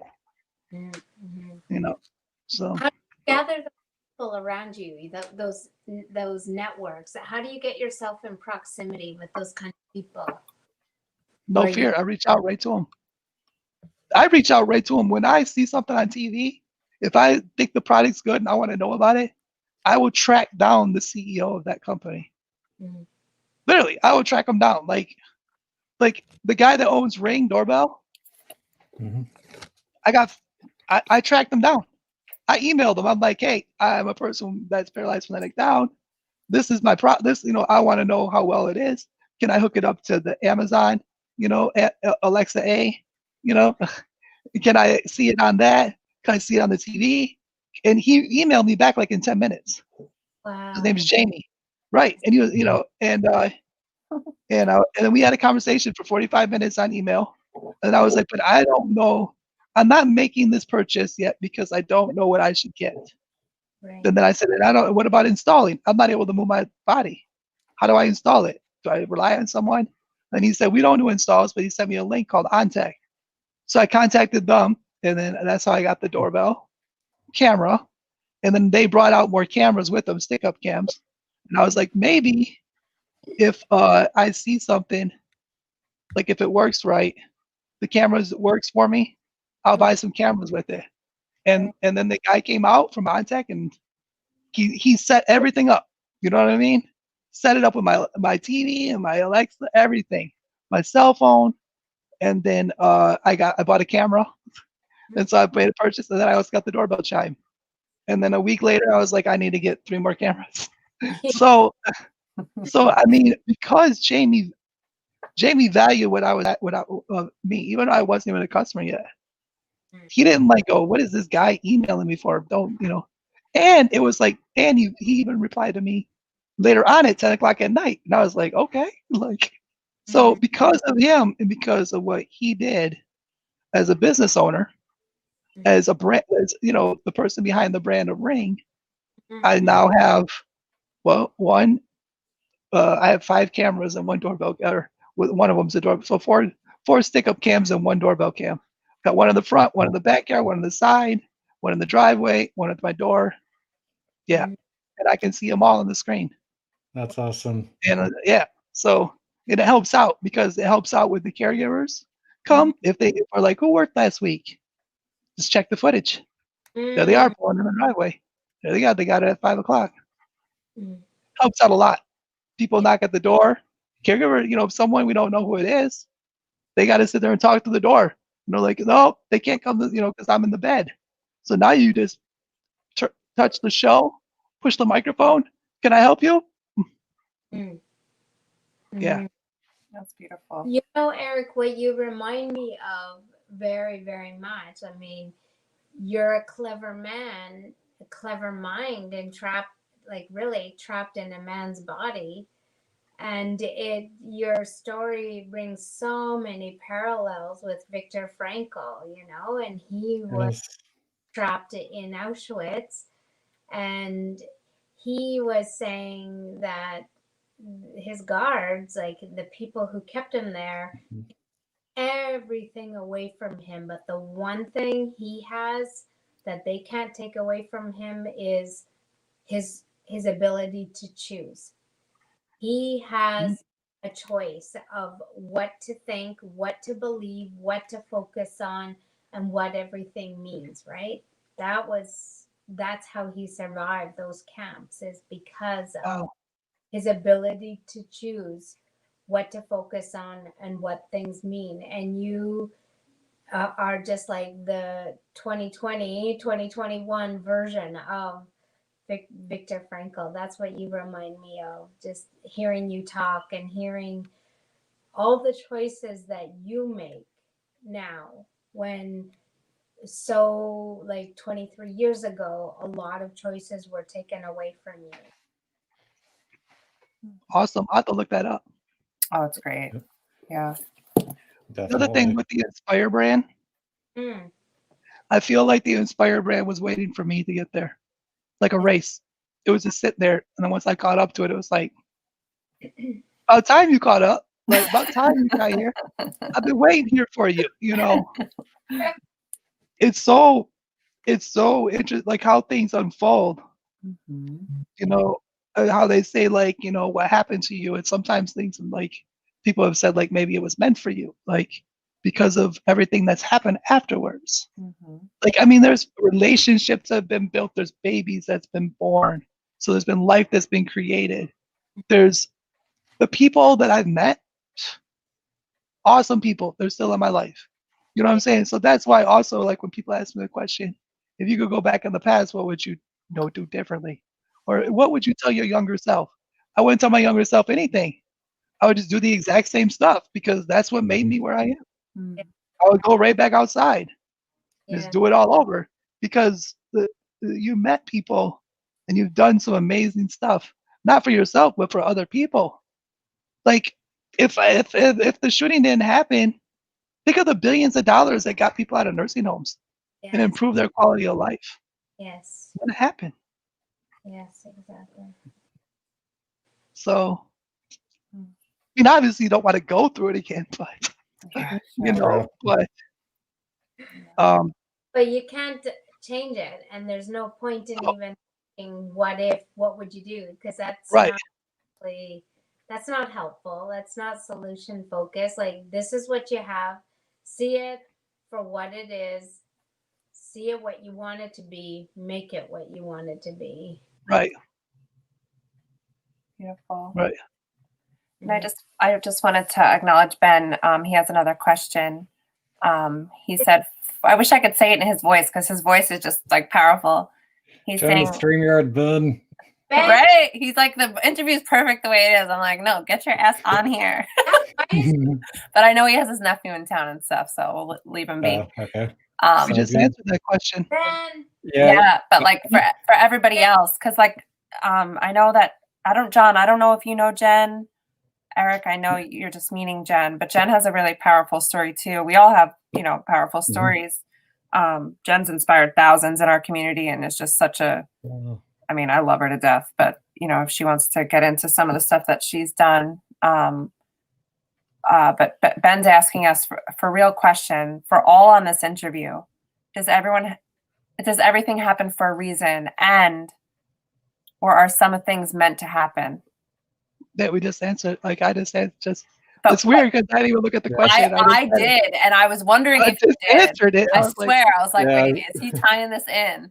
But like for John and Jen, do you guys? I mean, Ben, just I don't even have words to explain how I believe that life is always happening for us, and I definitely believe things happen for a reason, and that's why I think I've grown in my faith and my strength, because no matter what, like there's always a silver lining, even if it's really challenging. What do you think, John? Yeah, let's see. I guess so. Kind of some kind of combination of what Eric just referenced earlier and what you referenced from Tony about life happening for you, not to you. And I guess speaking of Viktor Frankl, been a couple of years since I last read Man's Search for Meaning, but vaguely recall something about like the meaning that you give it. So it's like, sorry about that. John got the music. We're gonna get shut down. No, I'm just kidding. It was just a reminder for myself. But anyway, let's see. So yeah, with Viktor Frankl, one of the key things with the meanings with life and I guess things happening for a reason.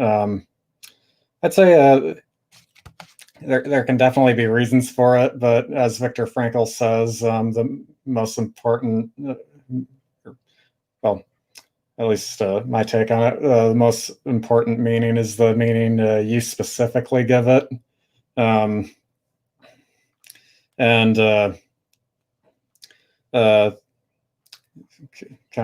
So I guess it would be kind of like not just the outcome itself, but kind of what reason and meaning you give for it, and how you decide to handle it, and what actions you take from there is even more important.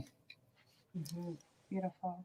I love that. The actions, because you could give it meaning, but how are you gonna respond to it? Definitely. Right? It's beautiful. Yeah, I agree. Oh, sorry, Eric. Go ahead. Oh no, I'll wait till you give me your answer, and then what I'm going to do is I'm going to transfer back to bed for real quick. So I'll just leave the camera on.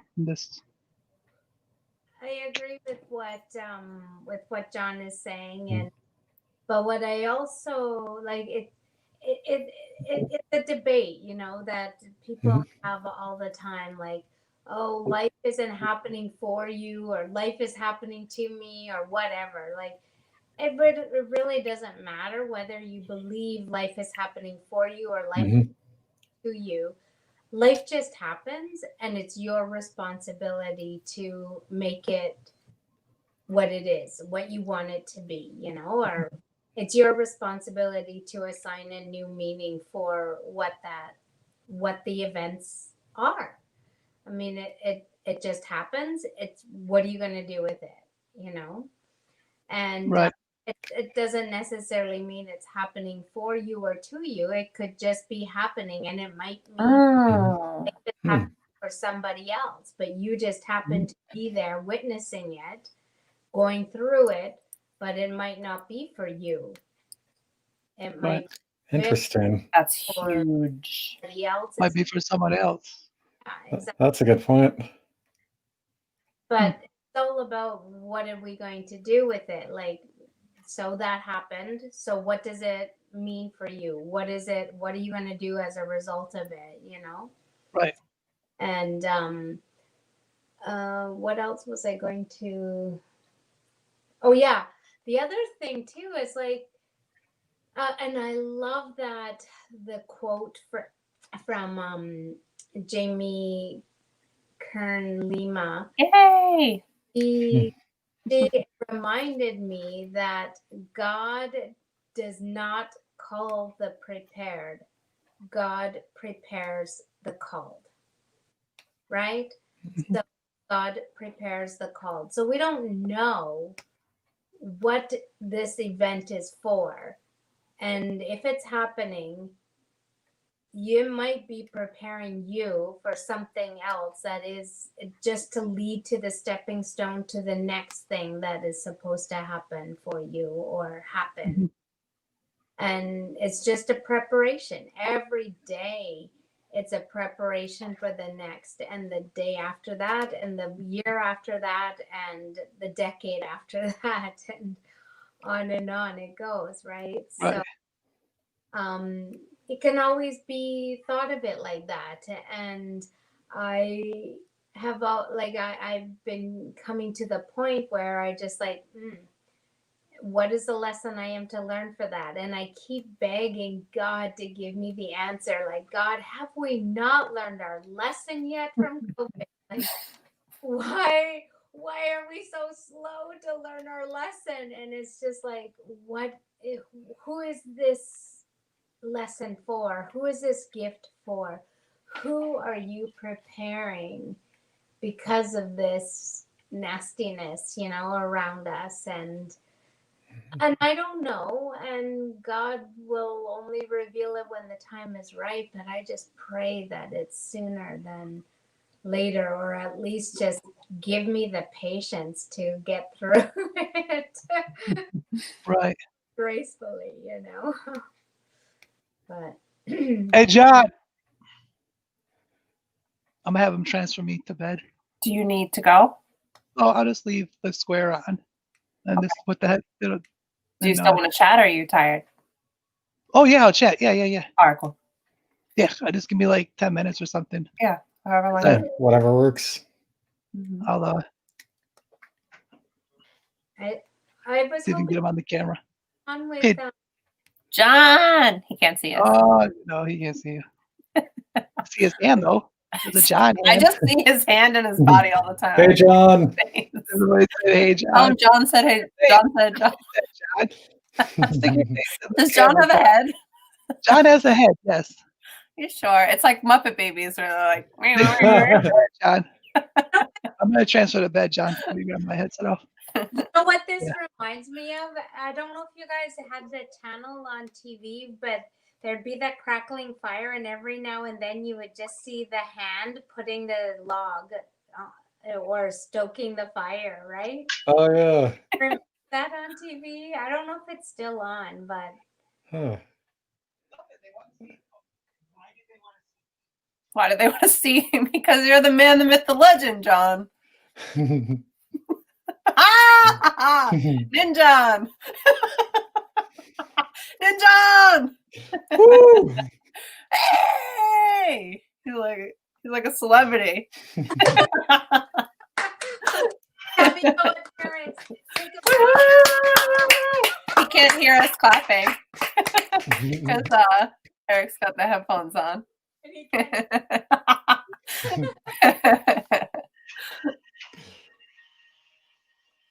The Hoya.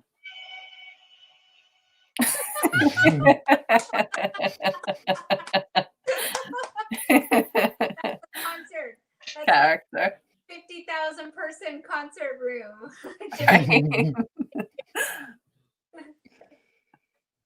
So Jen, John, well, Erick's being silly.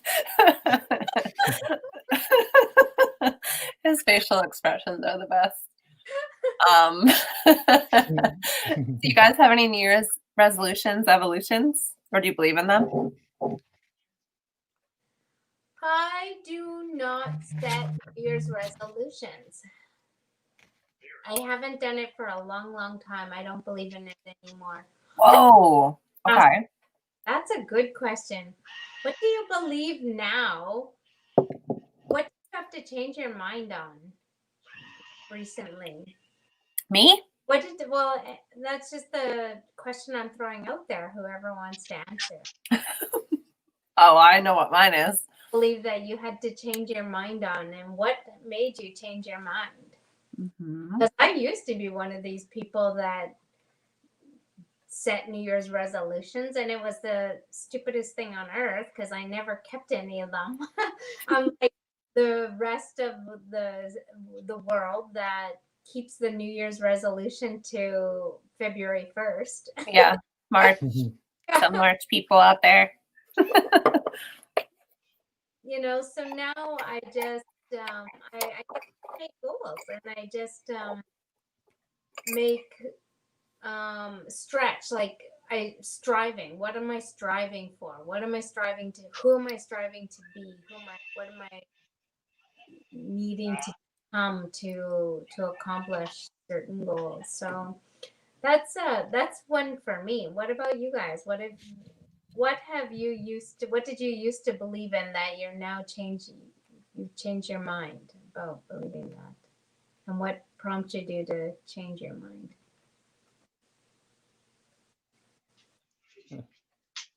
Yeah. What are you thinking, John? Yeah, sorry, I didn't hear all of the question. Can you repeat it? Oh, sorry. Is the connection not good? Oh, I got distracted. Oh, okay, that's fine. So what did you used to believe that you no longer believe? What did I used to believe that I no longer believe? And what changed your mind on that? Like in this past year, like a year of like in reflection.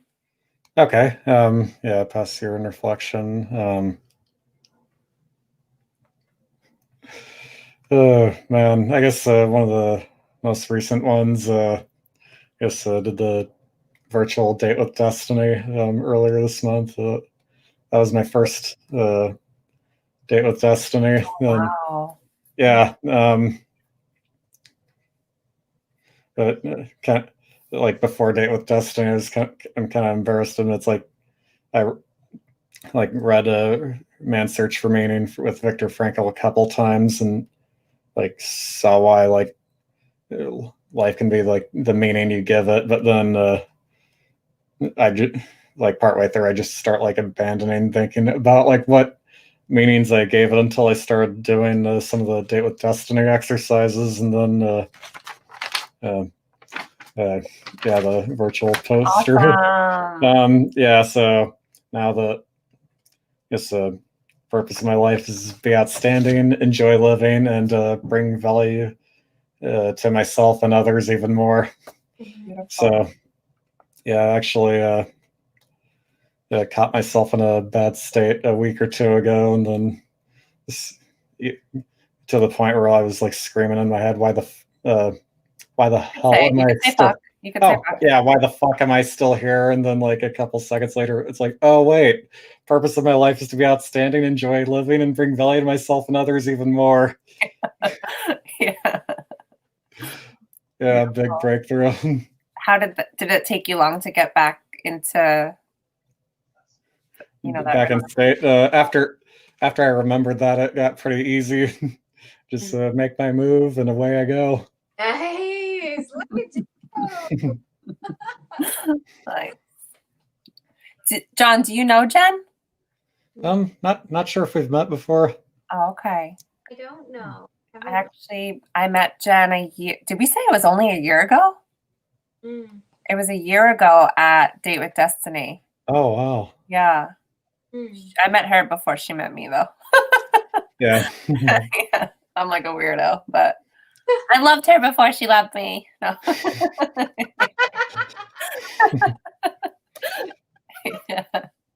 Yeah, fit right in Portland. Keep Portland weird. Right? I've been there. It's cool. And I think I took a picture by that sign. Oh, nice. Yeah. There's a really good donut shop right there, too. Oh, Voodoo Donut, yeah. Yeah. Yeah, it's legendary. Yeah, we went there for my friend's bachelorette party. Oh, nice. So we ate our way through Portland. Nice. Yeah. So, Jen, do you have any key takeaways from Date with Destiny? Hey, can you see my candle? I can. I was afraid it was going to come off the counter because it looks so close to the edge. It's beautiful. It looks like a cardinal on there. Well, see,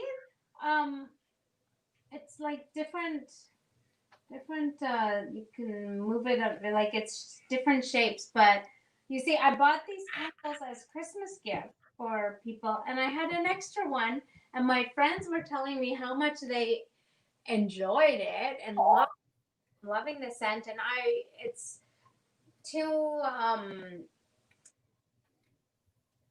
I was resistant to keeping one for me because it seems like too luxurious. It's not an item that I would purchase for myself. Mhm. It's beautiful, Jen. I love it. It's Yeah, absolutely that's gorgeous. awesome. Friends really like the smell. I'm like, okay, I guess I'm keeping this. Why not? And because it's New Year's Eve. Yeah. My sister gave me the glass, like the cover, the shade, I guess. It's kind of Mhm. she gave that to me a long time ago when I was back in Victoria. But anyway, I was coming over here to get cookies, to eat cookies. Oh, Ooh. Jen has a little sweet tooth. Because like we were talking about eating our way through. Yeah.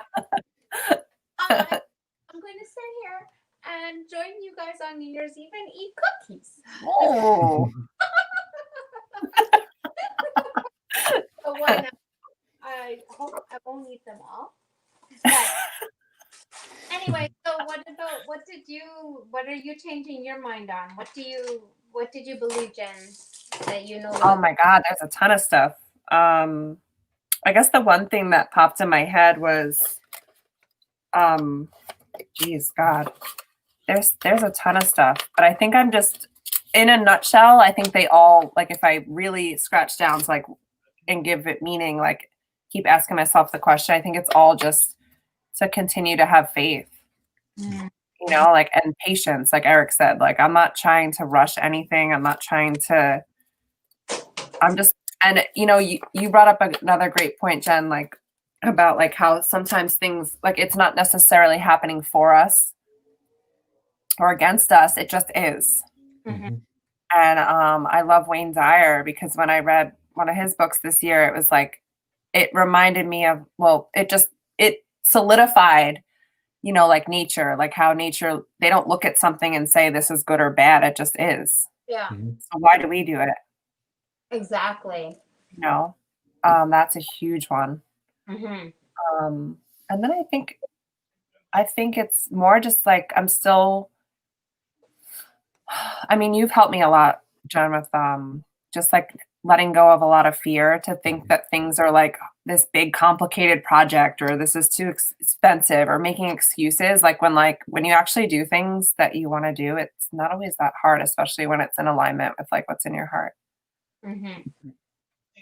So Fear is sometimes like there's nothing to fear but fear itself, right? Mhm.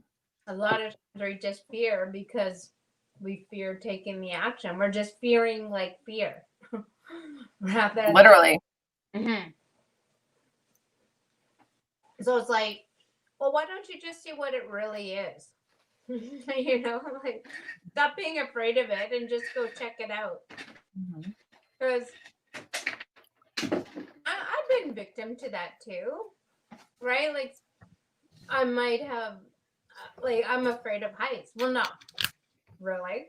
I'm afraid of falling and getting hurt, right? Yeah. But it's all a trick of the mind, because somebody could tell me that it's like a 30-foot drop, when really all it is just a 3-inch. So unplug it. Yeah, right. Do, do, do, do. Eric's back. We missed you. Back. Eric. Wait, just go down just barely, John. Oh, right there. That's good. That's good, right? Thanks, John. Yeah. Thanks, John. Everybody gave you a thumbs up, John. Said, thanks, John. Thanks, John. Oh. You're welcome. You're welcome. I'm out. I'm out. Hey, at least you see his face, didn't you? Yeah, that was awesome. I saw his eye because he's still what do you call him again? Ninja mask or whatever. Ninja. Nice. Yeah. So we were talking about New Year's resolutions, and I don't know if we believe in them, guys. What do you say? Consensus. Oh, I mean, I didn't make any resolution. A lot of people make them and then they like backtrack on them like 3 weeks later. That's what Jen Oh, was saying. February 1st, it's like, all right, let's go back to the old me. A lot of people right now are like talking about the diet that they're going to start tomorrow. Yep.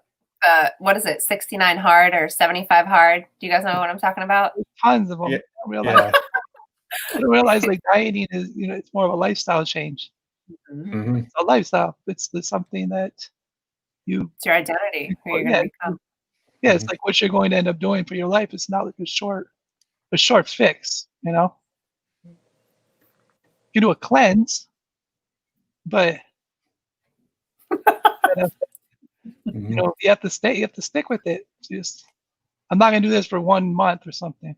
I guess like the no sugar one for 1 month, but that I would say that's considered a cleanse. Yeah. Yeah. I don't know. I try not to mess with sugar, but I eat a lot of fruit. So I guess that's a lot of sugar. Macro sugar. Yeah, but I know Jen always yells at me, stop eating so much fruit. If I could live off fruit, I would. Right, Jen? And she's eating her cookies. I'm not allowed to eat fruit, but you're allowed to eat cookies. It's because it's I eat 1 bowl of fruit in the morning. That's it. So I wanted to say, because I do make New Year's resolutions, evolutions. I did I do like the process of like celebrating all the things that I did last year and then kind of like seeing how I could maybe like 1% improve on the things this year, or how I could like make a little improvements that add up to be big things, Yeah. But what I love about lately, like since I started in like self-development, is I give myself a word of the year. Yeah. So last year was confidence, and I think I did pretty good with it. This year's balance. I don't know, and I don't even know where the words come from. I mean, obviously they come from inside of me, but this year's balance, and that's going to be my intentional word for the year. Like, how could I have more balance? What do you think the 2020 word was for entrepreneurs of the year? Pivot. Yeah. You got it. That's my. That's it. Oh God. That was it. Pivot. Yeah. That's my word for 2021. That you could have made a drinking game for that. Right. Does anybody know where it actually came from though? Like who birthed it? Who just all of a sudden said, this is what we're going to do? You tell me. Does anyone else know? The only person, the only thing that I heard is it came from Friends. Friends episode when they were bringing the couch upstairs. And he's like, pivot, pivot, pivot, pivot, pivot. They actually showed me the video of it. But how that, like, I don't know if some motivation or some entrepreneur or some speaker, like public speaker, stage speaker, like saw, like, I'm going to put that in my lesson. Pivot or something. It's spread like wildfire. But how? Like, how did Pivot go viral? I don't know. Ask your brother, Damon John. He'll probably know. It's common in dance moves, right? Yeah. Also basketball. Yeah, and a lot of sports analogies and dance, like it's a pirouette, it's a pivot, it's sachet, whatever. So imagine everyone was saying sachet instead of pivot. That would be like the. Can we start spreading that shit? Let's see how viral we could go with it. That's I know that's my word of the year. I went to Target. Today and got me an outfit. Target, and I had to sachet because there was a big line outside. I had to sachet again. You're gonna have to invite RuPaul. Oh, sachet. Sachet. That's like that's what Payless did though. Payless, you ever seen that experiment where they made Pele? Did they? Yeah, they turned the store into they changed like the look, the the feel, like how the customers were greeted, the attire, you know, the design, everything, the ambiance, just everything, you know. And they called it Pele. And it was, but it was Payless shoes. And the people, it's funny when you watch the video because the people are looking at it's like an art exhibit. They're looking at the shoe and they're like, this has got to be like an Italian design. It's like a $19 shoe and they're paying $1,500, $2,000 for it. It's great. It's a really cool experiment. Oh no, that's like, I don't want to get into that live, but there's some other stuff I could relate to that sentiment. What you said? You know, like just people charging a lot for something that doesn't cost much. Yeah. Oh, yeah, it's all about branding, but that's what that experiment was about, to show you all you have to do is make these little changes, these little adjustments. Here that you were charging $19 for these shoes, now you can charge $1,500 to $2,000, and they were happy to charge. Like, this is I can't believe I'm getting such a good deal on this designer. You know, it was amazing to watch. Yeah, it's the Payless experiment. Because it sounds like sachet. It is sachet. I'm gonna use that one on broadcast now. I'm gonna say, you know, 2020, I had to sachet a lot. Like, what's sachet? What is sachet? Maybe we should just bring 2021 the sachet. That's gotta be someone's word. We're all gonna do sachet. Mine's balanced, but I kind of want to change it. I don't know. well, worst case scenario, you could always save one of them for word of the day for April Fool's Day. There we go. Alexa, what is sachet? Sachet is usually defined as a small bag, case, or pad containing perfume powder of a like, placed among handkerchiefs, lingerie, etc., to impart a pleasant scent. For more, ask me to give you more definitions for sachet. Just give me enough already. Greg, Just give me like of that, or was that just like too intimate between you and Alexa? It's all about it's the intimacy between Alexa and I. Oh my god. And you didn't even thank her. You didn't even thank the poor woman. She doesn't allow me to thank her. She does. No, she doesn't. If I say it, she'll be like, what was that? I don't understand that. No, say it. Say thank you, Alexa. Alexa, you have to say thank you, but you have to say her name first. Yeah, Alexa, thank you. Alexa, thank you. You bet, Eric. Oh, I feel like when we say thank you, she says you're welcome. She said, "You bet, Eric. Enjoy your night." Did she? Yeah. Really. Oh, I just knocked my headphone out. Mine gets sassy with me a lot of times too. She sounds like she has a little attitude tonight on the new year. Well, shoot, she's probably like gun shock right now. All the gunshots going out. She's like, "Where you got me at, man? What the heck?"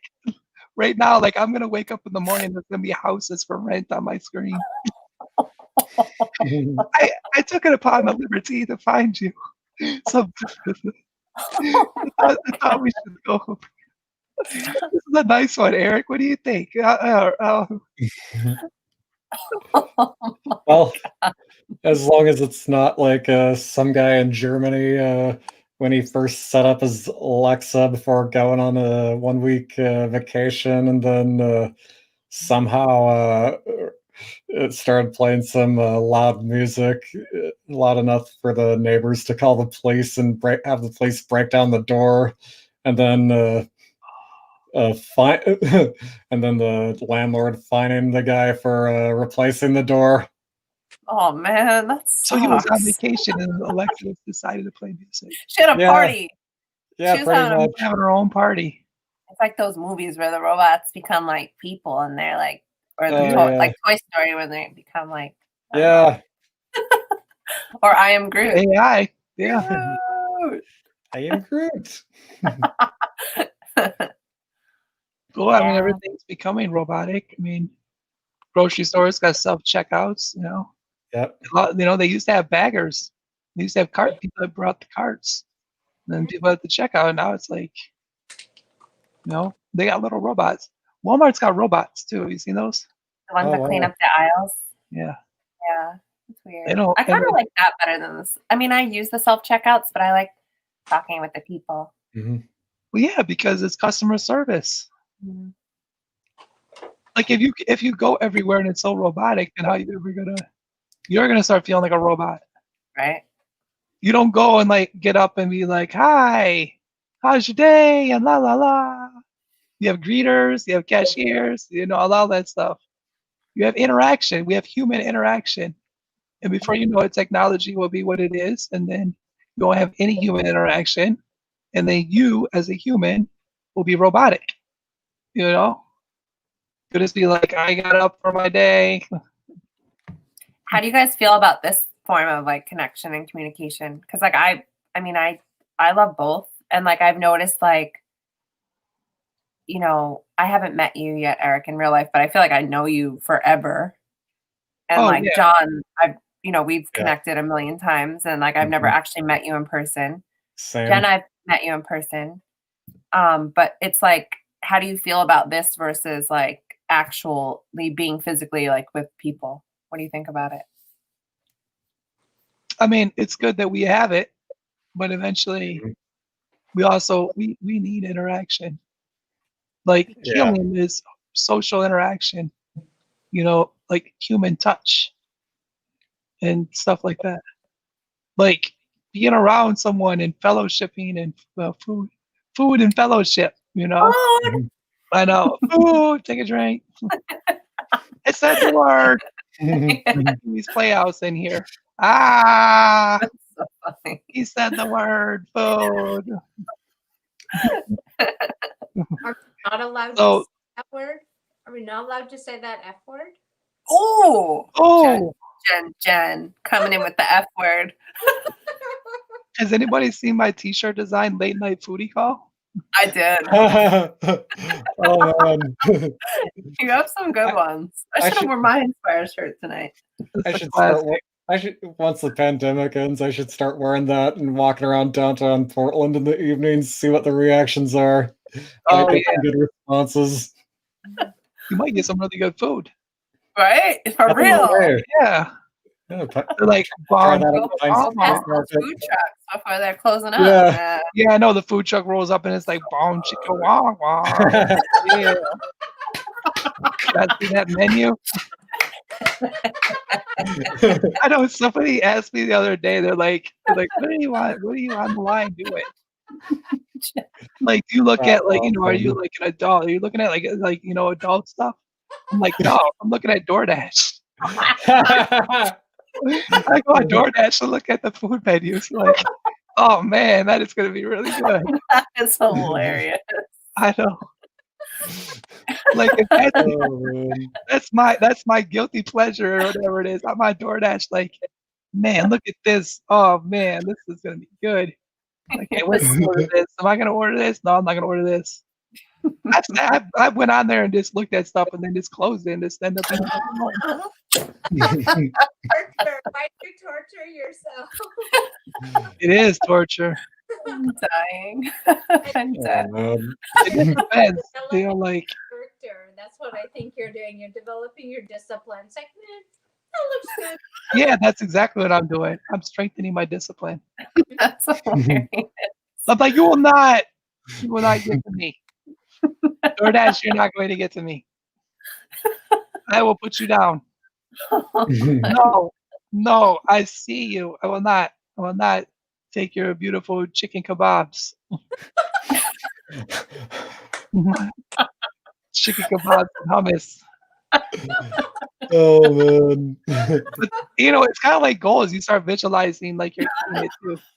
You're like, man, chicken kebabs, lemon rice chicken soup. Oh man, hummus, Mhm. I have hummus. Nush. Yeah. Little, Good oh stuff. wow, falafel.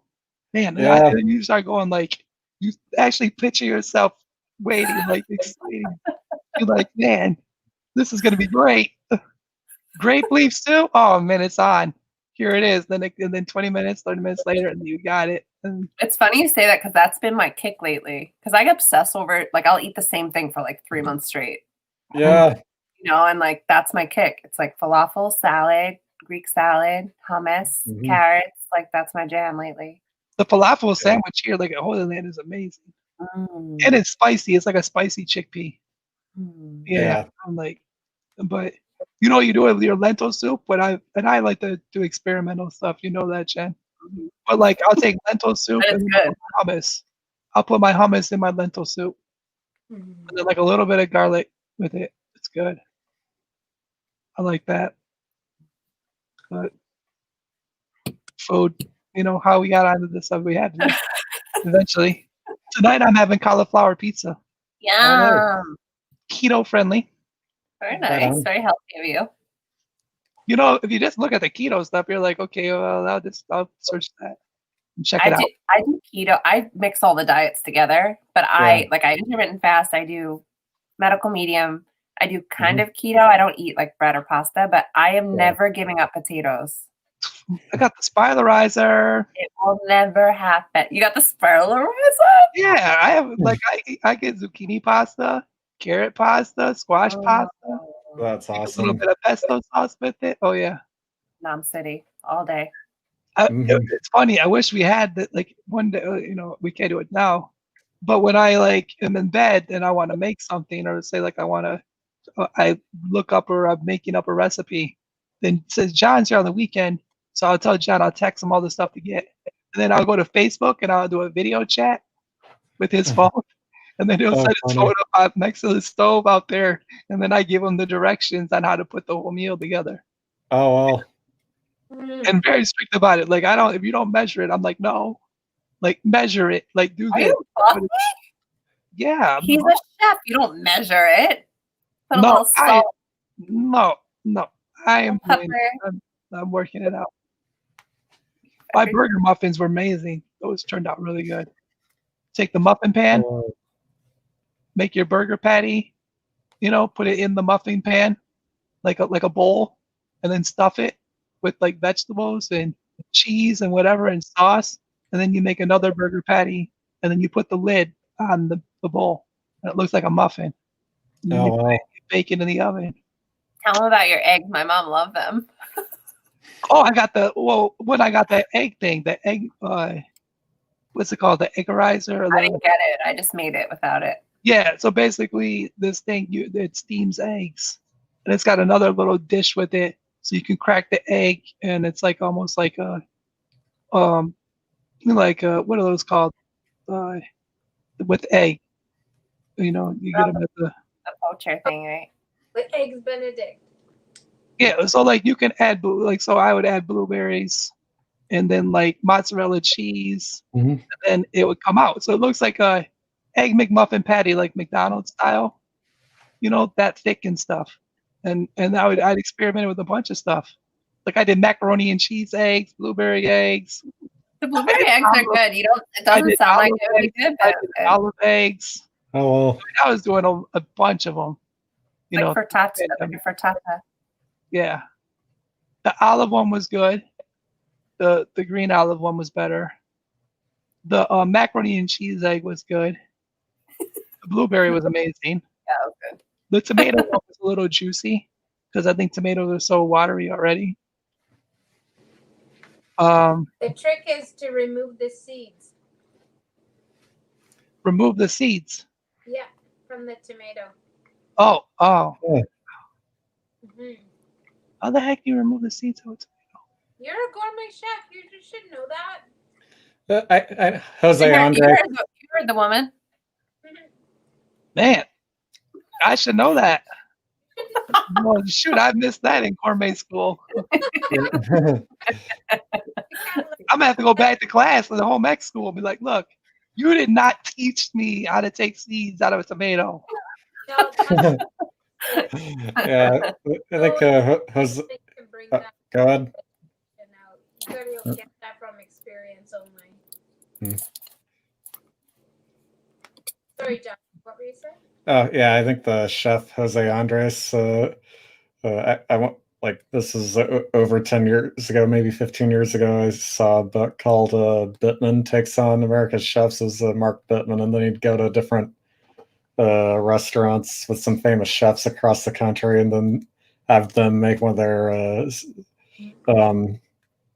their more sophisticated dishes, and then he would make a beginner-friendly version, and then they just banter back and forth about it. But when he was with Jose Andres, Jose Andres would claim that tomato seeds were his latest culinary discovery, and apparently like walked you through how to just like pull them out or pull the seeds out, and then somehow find a different way to use the seeds themselves as part of a different recipe. Yeah, you don't want to waste anything.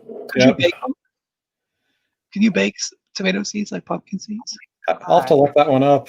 You got They me dry curious. out, but baked tomato with like butter and Parmesan cheese is so Oh, man. good just in itself. Oh my god. Speaking of Parmesan cheese, I've been using Bob's Mills. So it's non-activated yeast. So it's like almost like cheddar for your popcorn or like Parmesan. Yeah. cheese. It's called Bob's Mills. Yeah, so the yeast is not activated. I gotta be careful with cheese. So it's pretty good. Well, it's not cheese. I mean, it's like Nutritional yeast. Yeah, it's non-activated yeast. Is this You put it this way, you couldn't bake with it. You couldn't it doesn't rise. But I put it on like stuff, my salads and stuff like that. And it's like cheese, but it's not cheese. It's probably nutritional yeast, I'm guessing. I put it on my popcorn sometimes. It's really good. Huh. Yeah. That's what a lot of like vegetarians and stuff they use it for. It's like vegan junk food. Yeah. Nice. I got the idea. Of course, I found that one. Hey Jenny, I ordered the mason grass Oh yeah? Oh, good. and I put it on my subscription, my subscribe and save or whatever. Oh, fuck me. Because most of the time we can't get stuff like that in Canada, but this is in Canada. Well, I could always send you something if you can't get it.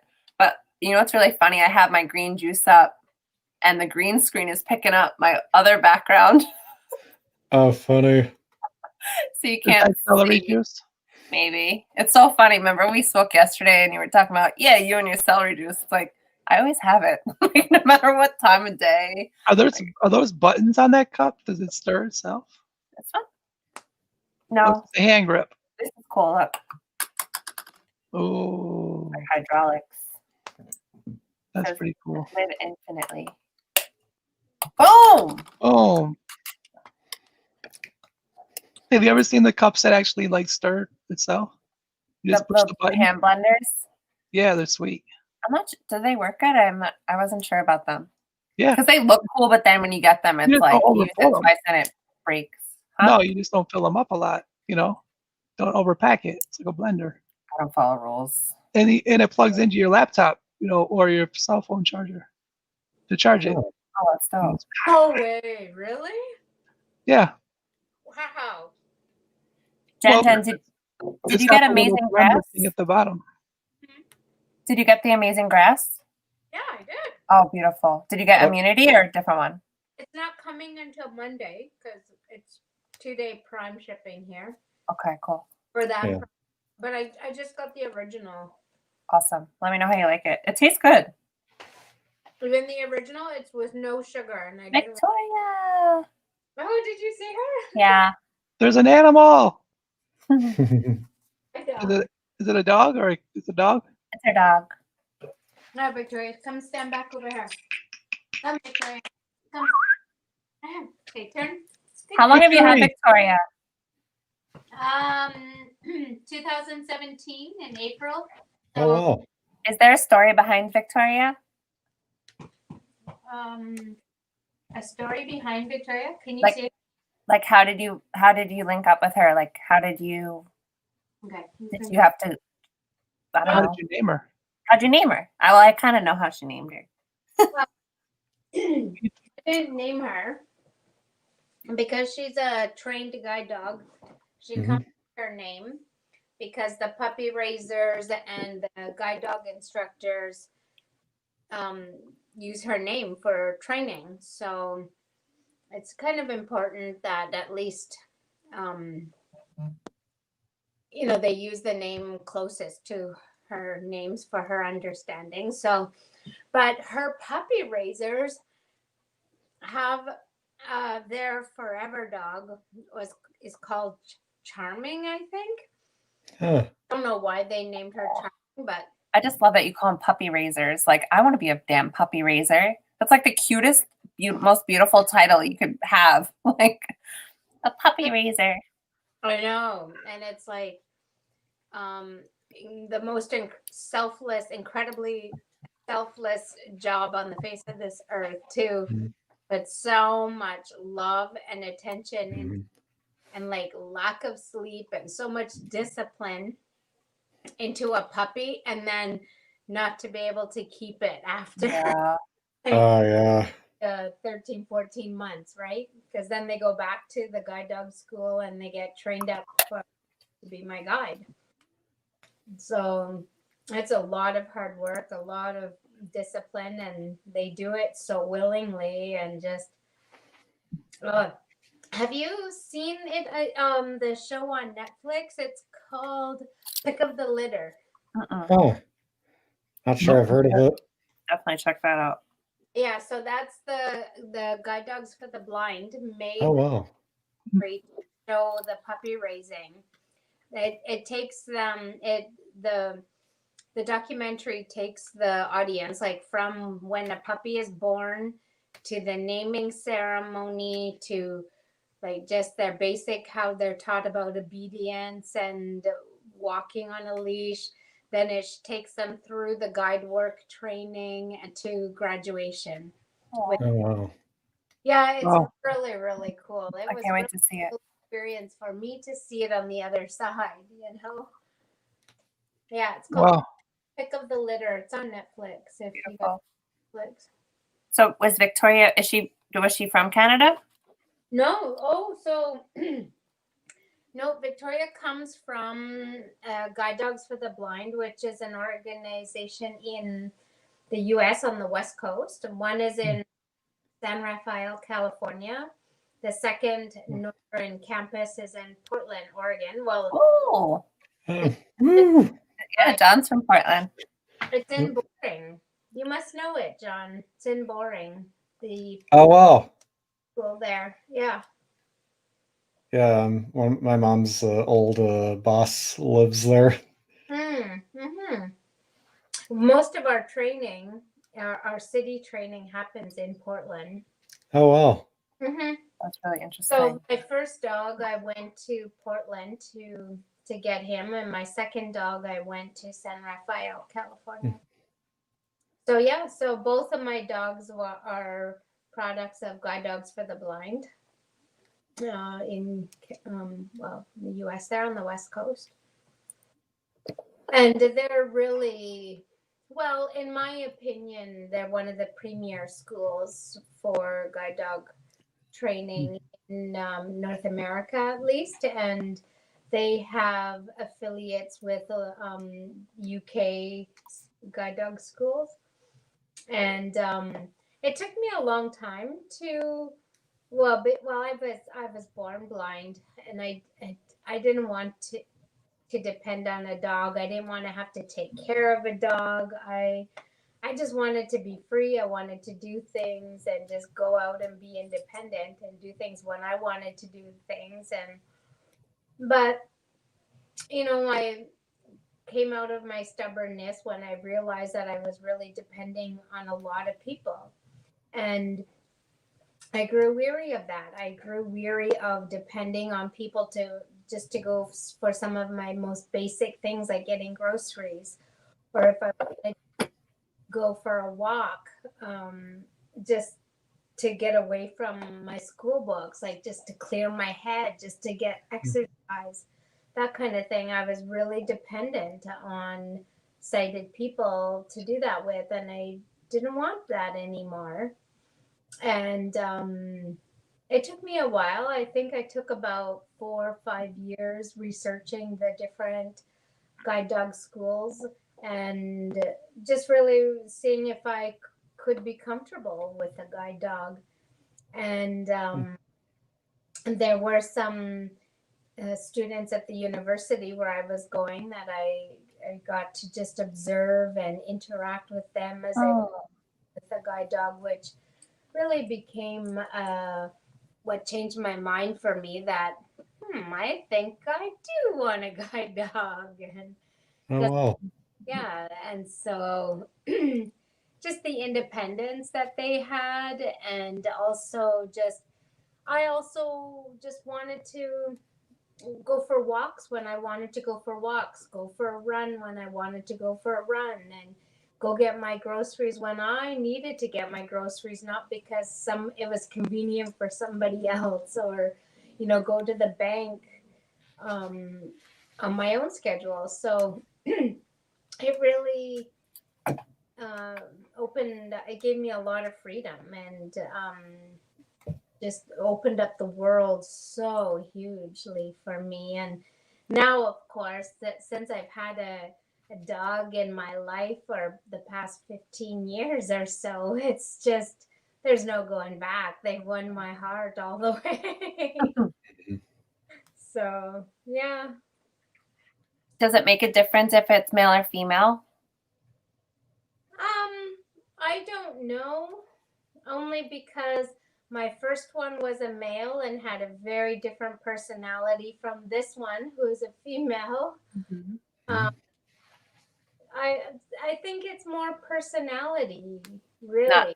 Not like male or female, just different, totally different, right?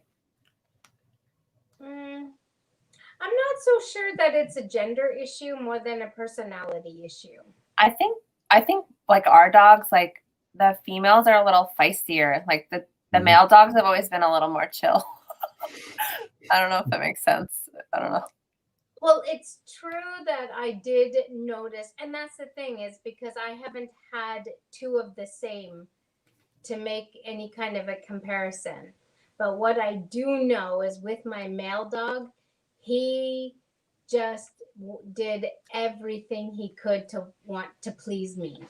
Oh, he could, everything was all about pleasing Jen, and just that loyalty and that love, and yeah, he was a big pleaser. Whereas this girl, she is more of an independent. She has a mind of her own, and she's not afraid to let me know it. That's awesome. At the beginning, we struggled a lot for that leadership role, for that alpha role. Whereas Clipper, who, often it's the male that is the alpha, but he defaulted for me to be the alpha, no question about it. And this girl tries, but doesn't get away with it. Cute. There's some times where I need to let her be the leader, especially when she's doing the guide work. She has to be the leader, but she goes where I go, where I need her to go. When I tell her to go. She doesn't just go to the bank on her own, on her own accord. Hey, Ben, I think you need some money right about now. I'm running low on my food. So cute. It's nothing like that. It's always like, okay, Victoria. Oh my God. I don't mean to cut you off, but ladies and gentlemen, we have Mr. Zal in the freaking house on New Year's Eve. We have another, I don't know if anybody's getting tired. You could go if you want, but we have a new family member here with us, y'all. What's up? Wow, you guys watching the ball rolling down? I'm a little bit in quarantine right now. I'm a little, Because you've been all over the place. Live TV. No, I'm trying to stay away from the sickies. So I'm probably, I don't know, is there some way we could watch the ball? I might, it's 11 o'clock. Holy shnikes. Exactly. Yeah. We've been out for 2 hours. Damn. My Lord. 18 minutes. Does it feel like that? I don't know. I'm a chatty Cathy, so it didn't feel that long for me. Eric's like, sleep, and he's like, I didn't sign up for this. Wait, is it raining in New York? It's freaking raining in North Carolina. It is raining. Ooh. I think There it is was no- raining earlier when I was driving around. There's no activity. Are they in Times Square right now? What's up? I'm sure they are, but not for the ball. They're not doing. They're I don't not think they're. big ball drop or any of that stuff. They probably roped it off. I don't know. I don't turn on the TV anyway. I don't have cable, so Yeah, maybe. Yeah. yeah. I don't know if there's a way I could watch the ball drop. Well, somebody's doing something. I mean, are they? I don't know if they're gonna just abandon Times Square altogether, no ball, nothing. I've been there like maybe 5 times since COVID, and it's not busy like it was, but there's it's still alive. Mm-hmm. You know, you still have the energies there, just not as many people. I kind of liked it better. I Yeah. mean, when I visited, I just came from New York like about a week ago, Oh, well. and I went to Times Square, and I was able to find parking, which surprised me. I saw. For me to find free parking means that New Oh, York wow. is kind of dead. Yeah. I heard like over 1 million people have moved out of there. Yeah, I'm ready to move in. Wow, Yeah, a that's what I heard. million. That's a lot. Holy Yeah, I heard like snap. the way traffic used to be like, where you were waiting in to go down a block, it would take so long because delivery drivers are just parked there and they're delivering. And now it's just like not congested at all. They're just like, it's like You know Wow. what? New York needed that. New York Right? needed it. that's what that Oh, person said New too. York's detoxing. He said LA and New York. Hi, drunk Elmo. But I wonder if I mean, I'm pretty sure the people in Manhattan were hurt, investors in terms of real estate, and especially yeah. those stores that were paying $40,000-$50,000 rent. Now it's like, Yeah. How's your family doing with their business? So oh no, they're good because Okay. we're in Queens. The business is in Queens for my brother. So if anything, business got better, right? Because Oh. it's essential business and stuff. So knock on wood, and the rent is not insane because it's Queens, right? It's more of the people that are in the city where they're paying so much money. Yeah. Yeah, like I know people that shut down their office and everybody's working virtual and they're not even gonna open up their office again. So Yeah, there's a lot of commercial real estate that's just gonna be vacant. I mean, the whole transformation of that is gonna happen. Yeah. I think so, sooner than later, because I work for a Swiss bank, and they have offices in New York and kind of like global. And now that we're all working from home, they're doing a pilot program to see if this can be a forever thing. So, yeah, everybody's kind of shutting. I mean, why pay all that rent Mhm. in the middle of the city if the Yeah. work is getting done from home? Yeah. You're saving so much money. Well, I could tell you why. In a sense, like people don't want to be stuck at home. Shit. I mean that, but I mean, I'm pretty sure we can all agree on one thing: we've grown by staying home in that sense. Yeah. I mean, for me, I'm saving like 3 to 4 hours in traffic and all that, and Mhm. I'm just like doing a lot of stuff. I mean, it's honestly for me, it's been a blessing. I feel like I've been thriving through this whole thing. It's been definitely a crazy journey, but the growth has been there, and thank God for it. Right? Mm. Yeah. And you said you work for a Swiss bank, but your family owns a business too. Yeah, my family owns they own 2 businesses, a couple of convenient store shops in New York, and they own a refrigeration business. So those 2 kind of link in some sense. And I did the family business for a little bit, but at the same time I went to college, and now I work for Credit Suisse, which is pretty good. But Mhm. ever since we dived into this self-development world, kind of opens you up. Yeah. Opens you up. So yeah, me and Jenny been on that journey for a while. Yep. Oh, Jen. Hmm. Me No. and Zal shared a position in the firewalk. Oh, We were celebrators. The first time I worked for the firewalk. Me and Zal shared a position. Did we meet before that, or we became friends through that? And then I It think was we through met that. through No, that. it And was then we through were that. in the same mastermind. Yeah. Word. No, Was no, this no. It was through that. Yeah. The firewalk, like where you walk across Yeah. hot rock. Across. Yes. Was this crewing UPW? Or? Shared through that. Yeah, it was one of those CPWs. Oh, well. Take my wheelchair through some hot rocks. I'm That's sure a lot of fun. they make it happen. I mean, Yeah. It might pop the tire. no, they wouldn't do it in your wheelchair, but they would do something to. They Yeah, did. They had something for.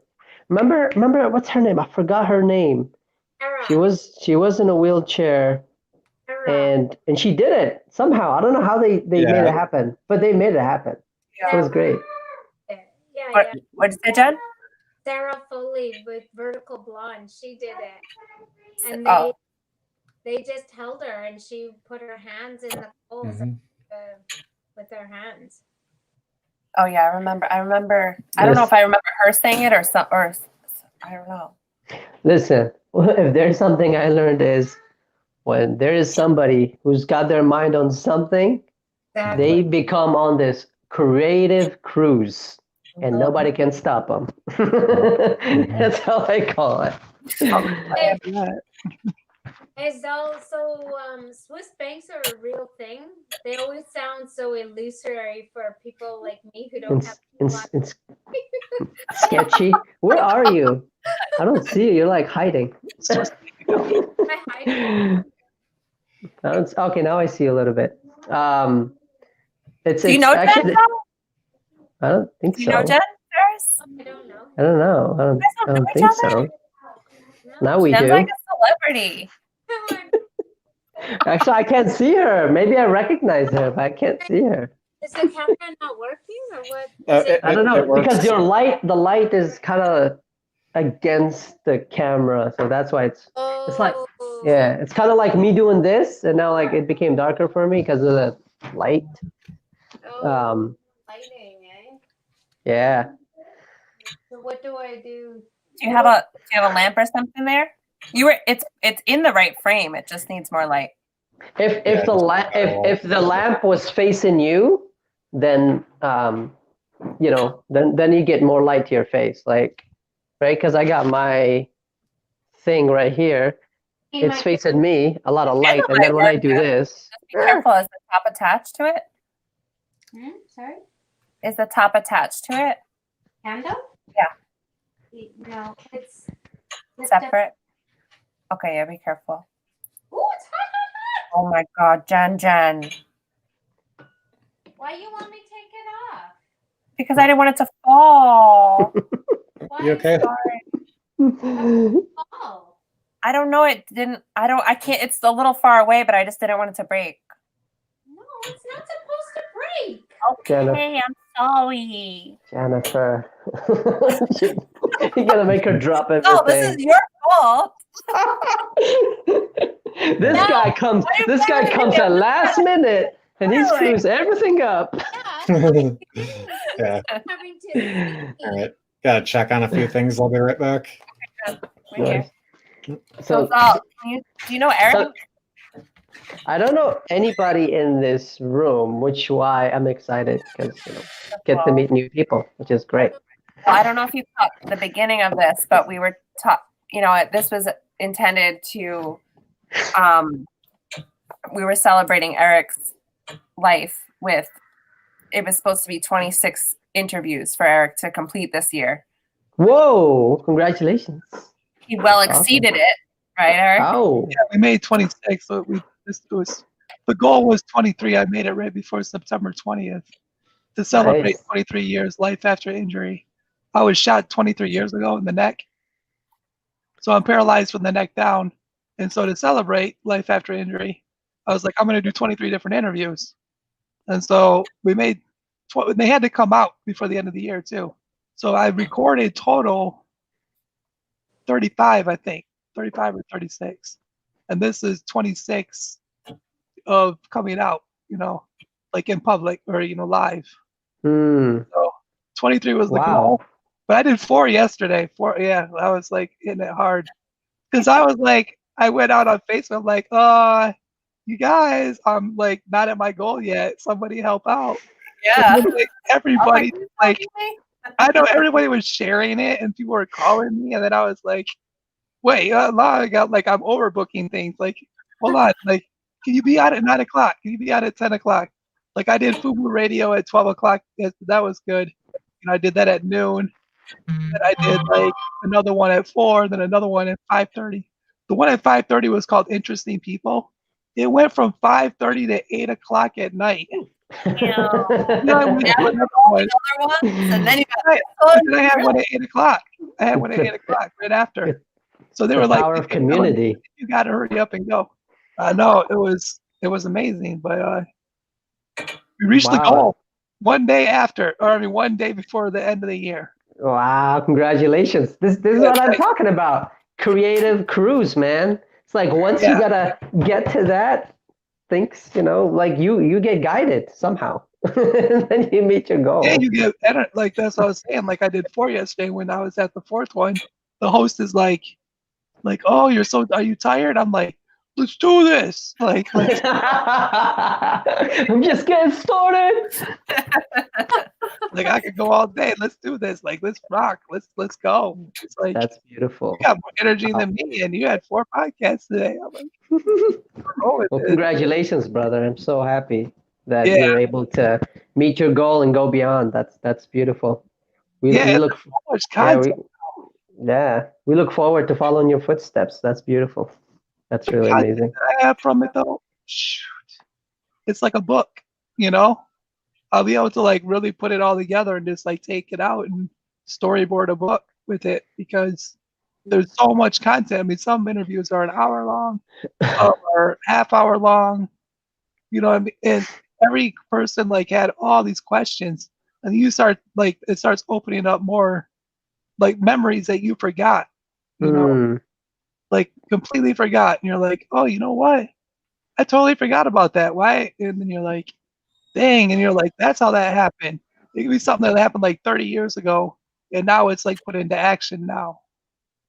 Can you give That's us true. an example? What'd you say? Can you give us an example of something that was like the Inspire stuff, with the Inspire brand, like I said, I totally forgot that I used to put like visualize my name on a shirt, backwards. Eric spelled backwards. I'd say it was Sire. I mean, like I even drew it in art class and stuff like that.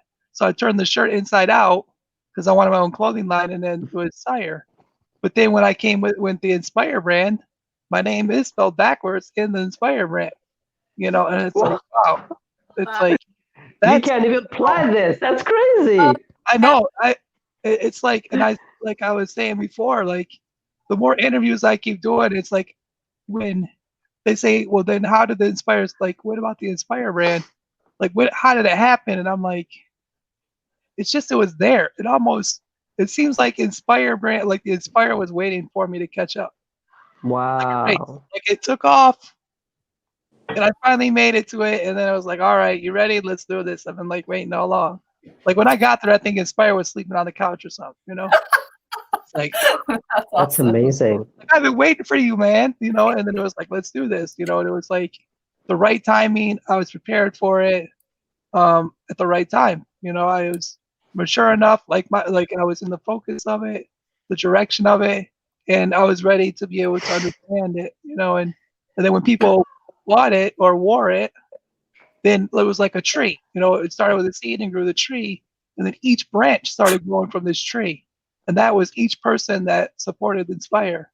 So like this person said that they wanted to use it in chemo treatments. This person was taking dialysis. This person just said this person inspired them. This person thought that the teacher was, this music inspired them. Oh, wow. All thinking on all these branches of this tree, but it's still stuck with the same mission and keeping it positive and the focus of empowering people, bringing out the creativity, bringing out the best in a person, and then giving rise and creating emotional change in the world. So, Oh Hey, man, that's beautiful. Eric, make sure our friend Jen there connects you with our other friend Ben Fox. Yeah, he was on. I don't know if he's still on, but he was on for a while. I was trying to get him on here. Yeah, I think they would definitely. Yeah, because our friend Ben Fox is a film producer.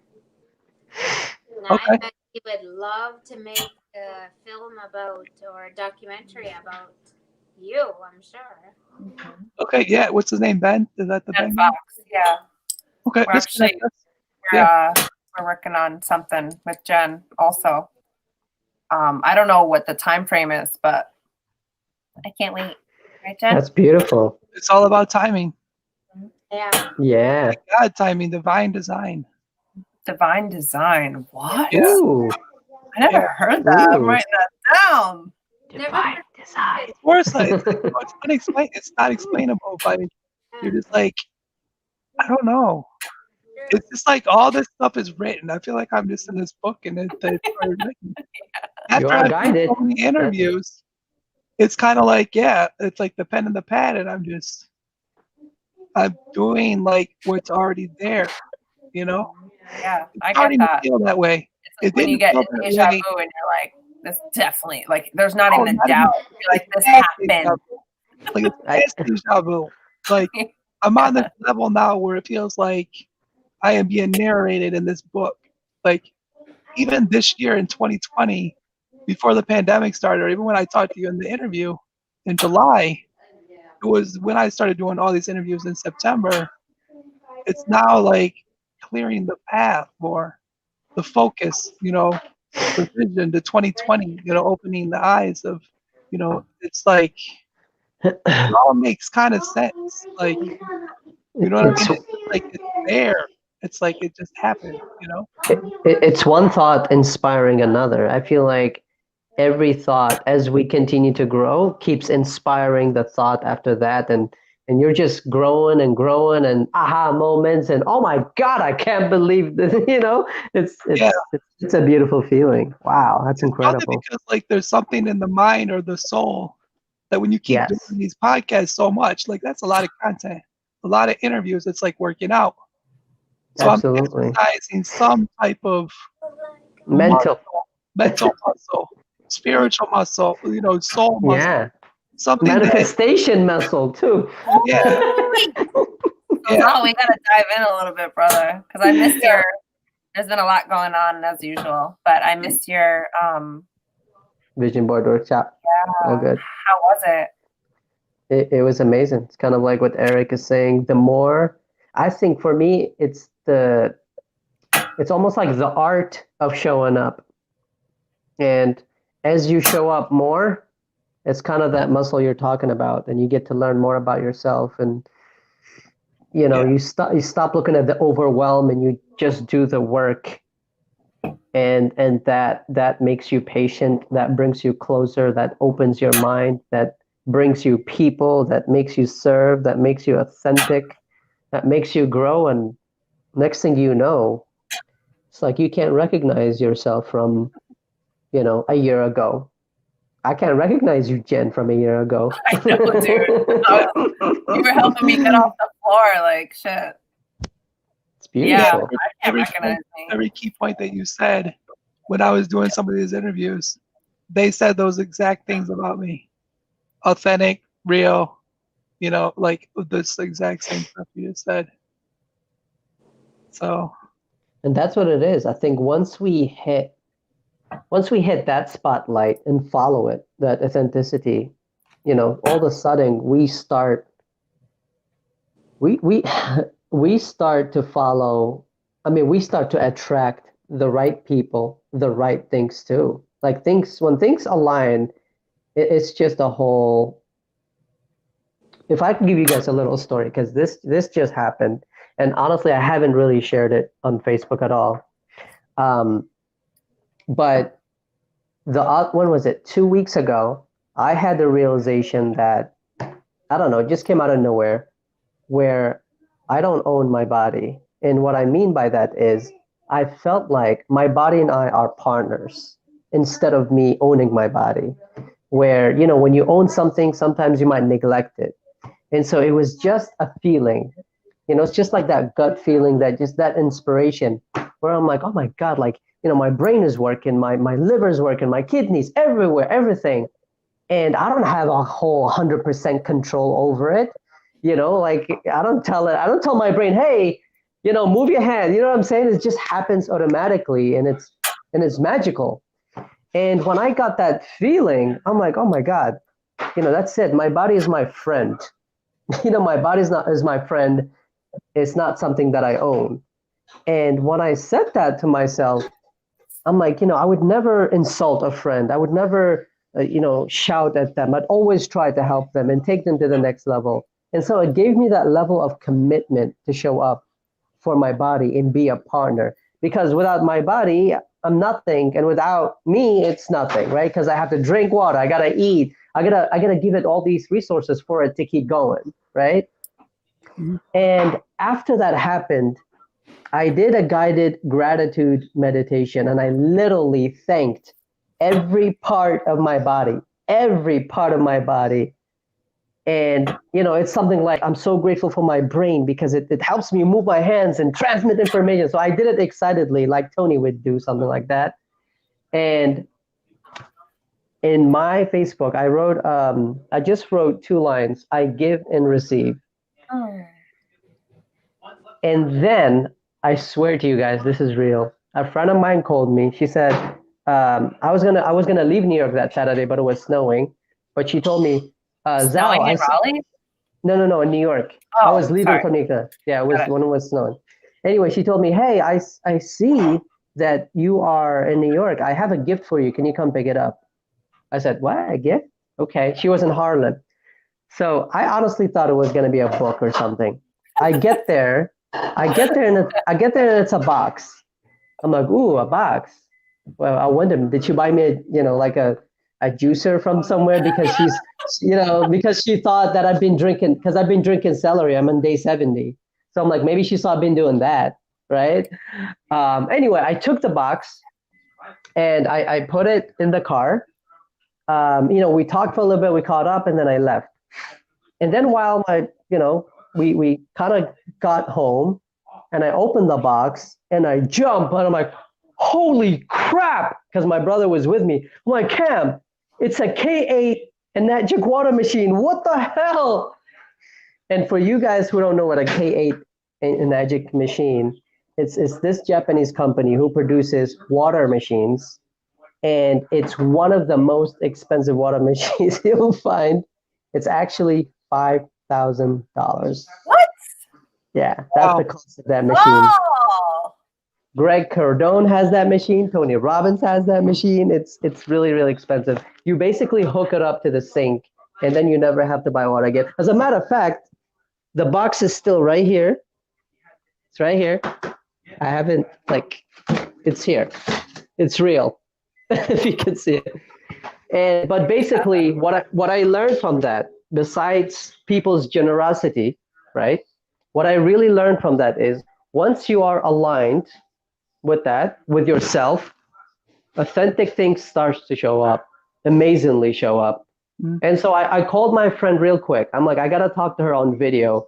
I said, dude, I can't accept this. I know all about this machine. This freaking machine is freaking $5,000. I can't accept it because I just couldn't believe it.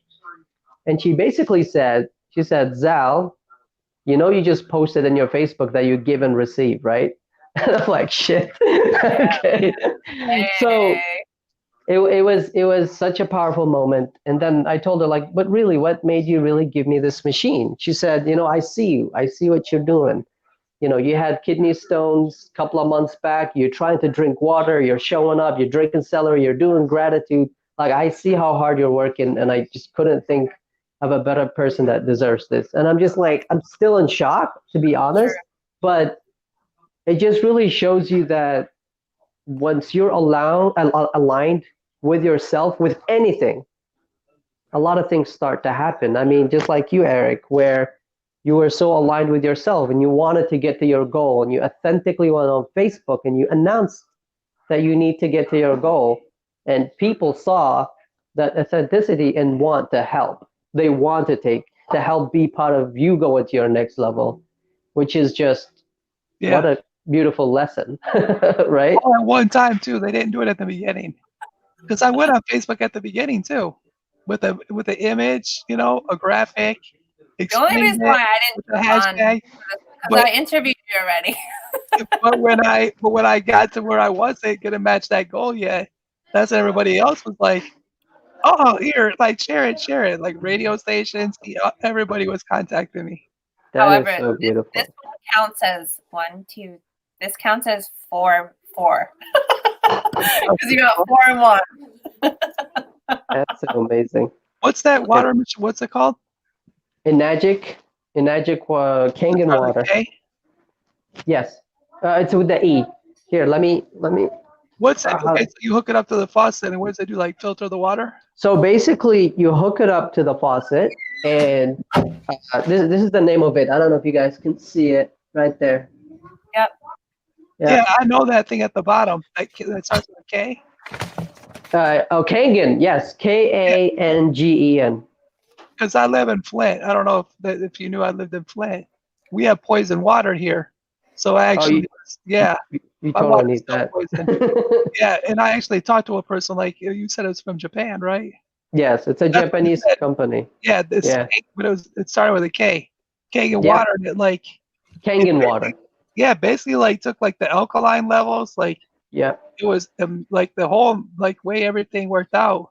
Like I was like, wow, like it took like It's really nice. It's actually pretty good. I originally bought one for my mom because we didn't want my mom to be. We wanted my mom to drink the best water possible because she has rheumatoid arthritis. So I wanted her body. So we didn't buy that particular one. This is like that's like 2 levels above that. The one we bought was like, I think it was like $2,000. yeah. And basically they just haven't bought water. They hook it up to the sink. You basically get alkaline water, like you said, right? Because it goes by the pH level. If it's from 1 to 14, right? That's the pH scale. If it's at 7, then you get clean water. If it's above 7, then it's freaking way too clean, alkaline water, right? You've seen those bottles in the store where it says 9.0 pH, right? Yeah. Yeah. If it's under 7, then it's acidic, right? Then it's not good for drinking. Thirsty, man. Yeah. So under 7, that can cause like disease in your body and stuff like that. But at the same time, the machine actually produces acidic water, but it's used as a disinfector. So you can clean the kitchen with it. You can clean your clothes. It's pretty cool. So they use it in hospitals and in Japan and households and stuff. So pretty good. See, with my catheter, because I've been paralyzed for 23 years, when I have a suprapubic catheter, which is like put in right below the belly button, I was drinking this regular water at first, and then it was creating like sand in the catheter, like beach, like. Oh wow! Yeah. So then I went to distilled water. So I've been drinking distilled water since like 98, 99 maybe. So that's what I've been drinking is distilled water, and then but still, I have had 3 different incidences where I had the kidney stones, bladder stones, where I actually 2 of them I had to go to the hospital and get wand. They bounce the wand off your bladder and stuff. So, but what's helped you the most with that? Well, I mean, they say it's like it depends what the stone's made out of. Mine was calcium. I don't know what yours was. So and I just experienced one in my submandibular gland. So go figure that one. So last month for 2 months, no, for about 2 or 3 months, the left side of my jaw, where my gland is, the submandibular gland, which is like right under your jaw, and then it was blocked. So you could have kidney stones in your saliva glands. So I had 3. Yeah. So when I went to the dentist, it made its way under the tongue, right up under there, right where the gland is on the left side, but it wasn't coming out because I was trying to push it. Because every time you would eat, it would swell up, you know.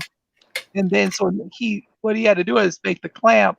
He took the clamp, and then someone had to hold my tongue, you know, and then he made like an incision, and then he used tweezers and pulled one stone out. And he was like, "Oh, you know, it's rare that there's two stones, but sometimes it could have two stones." And I was like, "Yeah, I probably have two stones then." And then It's he, rare. It's rare to have the stones. Period. I know. So he pulls out his second one. He's like, "I think there's another one." So then now two come out, and all of a sudden you feel this gush of saliva, like, oh, you know.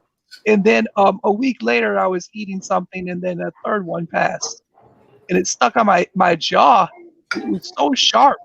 It was like spikes. I was like trying to get it off of the jaw, and then my caregiver Kleenex and was trying to grab it, and then it was like so sharp, it was stuck to my, you know, the bottom of my mouth. And then we got it, and then you look at it and you're like, wow, like, so. But now everything's cool. When I eat, it's all good, and like, you don't even realize like that was blocked because I don't feel that underneath, but it became part of my life for a little bit. You know, it was part of my mouth that I just got used to that being swelling underneath when I, you know, but that's the, so it's very similar to the kidney stone. It's just in your saliva glands. I have never heard of that. That's insane. Yeah, I'm glad you're okay. Wow. Yeah, like, and it's just, it takes like sour stuff. Like we even went to like the ears, nose, and throat doctor, and he was like, you just got to suck on sour stuff. So I was gargling with lemon juice, like really produce that flow and stuff, but it still wasn't. It was blocked because there was two. That's why I had to get, you know, it was at the end of the saliva gland. But yeah, but I still drink distilled water. And what is it? Today is 22 weeks and 2 days that I've drank nothing but water. So I stopped drinking everything else, and I've been drinking water ever since for 22 weeks. Oh, I don't know wow. how many days that is, but I'm on the drink only water challenge for myself because I've been relapsing on these bone infections. I got a bone infection back in March 2018 that opened up a hole in my body, and I spent like 820 days on bed rest. You know, so I relapsed 3 times. So I just got off bed rest like 2.5 weeks ago. I was back on bed rest for 18.5 weeks, Oh. like July 28th to My whatever. birthday. Yeah. Taco Tuesday. Oh, man. That's why to break the ice. Right. Jen, I thought you were sleeping on me. I miss hearing your voice. Well, it's nice to meet you, Jen. I haven't met you before. It's a pleasure. It's nice. She's the best. Can you see me better now? A little better. It's all good. Don't worry. Yeah, we see you. I Okay. see your worry. smile. Right. Yeah. Takes out in the dark is my smile. The whites of my eyes and my teeth.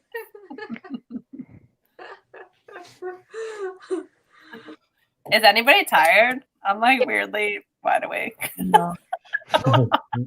What have you been drinking, Jen? Like literally celery juice. I had a liver detox smoothie, and now I filled this up with water because you guys made me so fucking thirsty when you're talking about all this good water. Jeez, I drank traditional coffee. It's all the way from Yemen. Oh, wow. They shipped it all the way from there, and it tastes freaking good. I don't know, for anybody who's in New York, there's a new place they just opened.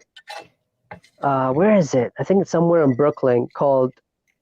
I might have to text you the name because it's weird. Oh, you know what? You have a chat. Let me type it. It's called Al Qahwa. Here you go. Okay. Al Qahwa Cafe, and basically they get coffee all the way from Yemen. They basically opened a cafe, and we went to visit when we were there. and we really like the coffee there. It's just kind of different. I just love How do they tasting. serve it? Is it However, like hot. no, I know, However but you like, want. is it like espresso? Is it like coffee? However right. you. I'm sorry. However you want it. No, like classically, like, is it? You know how like They do espresso, just regular cup, like traditional, like however you want it to be. Like they'll have the menu right for you. It's really nice. Very, very traditional type of I atmosphere. love that So stuff, so I'll definitely check it out. this is what's beautiful about New York. You get all these traditional places and you get to taste and dive into different traditions and foods and all that's really nice. Right now, everything's shut down here in Michigan. So in restaurants and things, you can't go in. You can just pick up stuff, but there's no inside dining. Mm. Outside, which is like tents, and there's igloos, like you said, creative, trying to figure out stuff. You see like little like igloo people, like you see tents, you see all this different stuff. So like they basically took the inside restaurant or the coffee place and put it outside. Yeah. It's like, So they still let you dine outside? yes. Got it. Oh, my Yeah. friend James said, "What's the name again?" I'm gonna type I'll- it in the because you yeah, typed it in our private chat. I'll type it in. James, jump on with us. Yeah, James is in South Korea. Cool. The link's I the link's I right guess in he's the not caption. attending. Jump on. Yeah, I'm gonna post it for James you is though. in If you South don't. Korea. He's a teacher. It's interesting when COVID happened, you know, and I'm like, James, like, what are you gonna do? You're gonna get out of there? Like, you know, it was Verizon. It was like only like 4,000, and I was like, dude, you got to get going, you know. And then it was like it stopped at 9,000, and then America's like at 1 million or something. I was like, like stay there, stay there. It's crazy, Yeah. man. Yeah, well, you know, some of the action that they took very early, they had like these like thermometer, thermal imaging things right at the door. And he said, so like, you know, when James, stay there, bro. you would go Might into as the well door, he had his cup of coffee and the alarm went off because they already had thermal imaging detectors. Like beep, beep, beep, beep. He just had his coffee and stuff. Oh my god. Yeah, they were all on that stuff right away. Wow, I mean, that's crazy cool. yeah, they were very early on, you know, separating or, you know, doing the things that they had to do. But they have low numbers, so Yeah, stay there, James. I don't even know I don't know if there's flights out right now. If there's flights to even come into Michigan. Honestly, I stopped checking numbers because they were just freaking me out every time I looked. So I'm like, you know what? I'll just do my thing. You know, I won't foolishly walk around with you know all if I don't have to. And you know, even when I visited New York, straight to the family and just went to where I have to go. I literally stayed in New York and for 1 month. Everybody's running away from New York, and I'm like, "Hey guys!" That's me. I was like right in there, riding my bike over the Brooklyn Bridge, like, "What's up?" Yeah, right. Wow. Oh, that's awesome. What are you gonna do? Yep. No, I've only been to the urologist every 2 weeks to get my tube changed. I haven't, but I mean, you know, the pulmonologist, when I did go to that appointment, he was like, you cannot get this, like because my diaphragm's paralyzed. You know, that's my cough. That's my cough. That's it. Like even before this stuff, I'll be like, stay away if you have a flu or, you know, something that's contagious, like respiratory. You know, I get, you know, when you wake up in the morning, you're trying to clear your throat.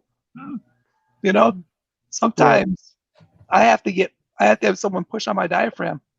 It's called the quad cough. So it's like 1, 2, 3, 1, 2, 3, you know, just to clear myself in the morning. So I just been kind of just laying low. Mhm. Yeah. It's, You're always showing up smiling though. When I saw you on, what was it, Christmas? I was like, oh, I miss you. You had Yeah. that blanket, that Christmas blanket. oh Who gave you yeah, that? my mom's best friend. She made it. Oh. So nice. I think I have like 4 or 5 blankets that she's made so far. That's So awesome. if you ever come to my God house, bless. don't worry. We got coziness going on over here. This Like cuddle and get swaddled. It's all good right here. is what, I'm the what is, swaddle house. that's when Nice. when Jen comes and interviews you in person. Right? Yeah, like dude, I pick out your blankets, slippers, whatever, you know. Actually, I have a lot of great memories in Michigan. I grew up in Chicago for a bit, and we would every weekend we were in Lake Michigan in Oh. South Haven. I've actually never visited Michigan ever. Yeah. My mom was born in Detroit, but I haven't visited yet either. Oh, cool. Your mom told you enough stories not to go. What happened? Well, Awesome. earlier when we were on the broadcast, they were shooting. We're Like- still on the broadcast, by the way. What? Oh yeah, it's the same broadcast, right? Yes, yeah. Just in case. I mean, I know, like, I love.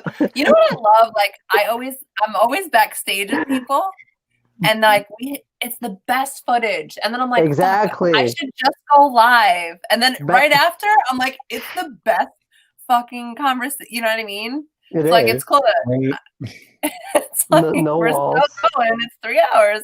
And if this cuts us off, I mean, we're ready to drop the ball. I know it's We'll 3 do the hours. countdown. Wait, We can do the countdown. Can we Hold make on. a ball in one screen? I have Oh, a spring we got a training. ball. The ball. Oh, I have nice. Yes, we got No, a ball. I went to spring training and Oh, they were nice. flirting with me. Oh, They threw me Yankees bubble fan. gum. No. Sorry, Angel, but this is from spring training. So I'll drop the ball at midnight. Nice. Totally. It's 11:42, so it's getting close. I'm gonna have to miss it. I just wanted to jump on and say what's up. I have Gonna my kiss family you later. downstairs. Aw. You know Where? that. Mhm. Where are you located right now? I'm in North Carolina. Okay, North Carolina. Yeah, So not we're all too on bad. the same time zone, right? Same time zone. Absolutely. Eric, we're not on the team. Can't even speak. Yes. We're not on the same time zone. Yes, No. we are. That's why I was here at 7. You came on 8. No, I'm Eastern. I'm Eastern. You are? Look at your clock right now. Look at your clock right now. It says 11:43 for I'm you. having a blonde moment. Wait. In We're Chicago, isn't it an hour earlier there now? Am I Uh, wrong? He's in Well, Michigan. I know, but I when think Chicago and Michigan are the same, no? Chicago and Michigan become the same when they have the time change. Remember, you fall back, and you spring ahead.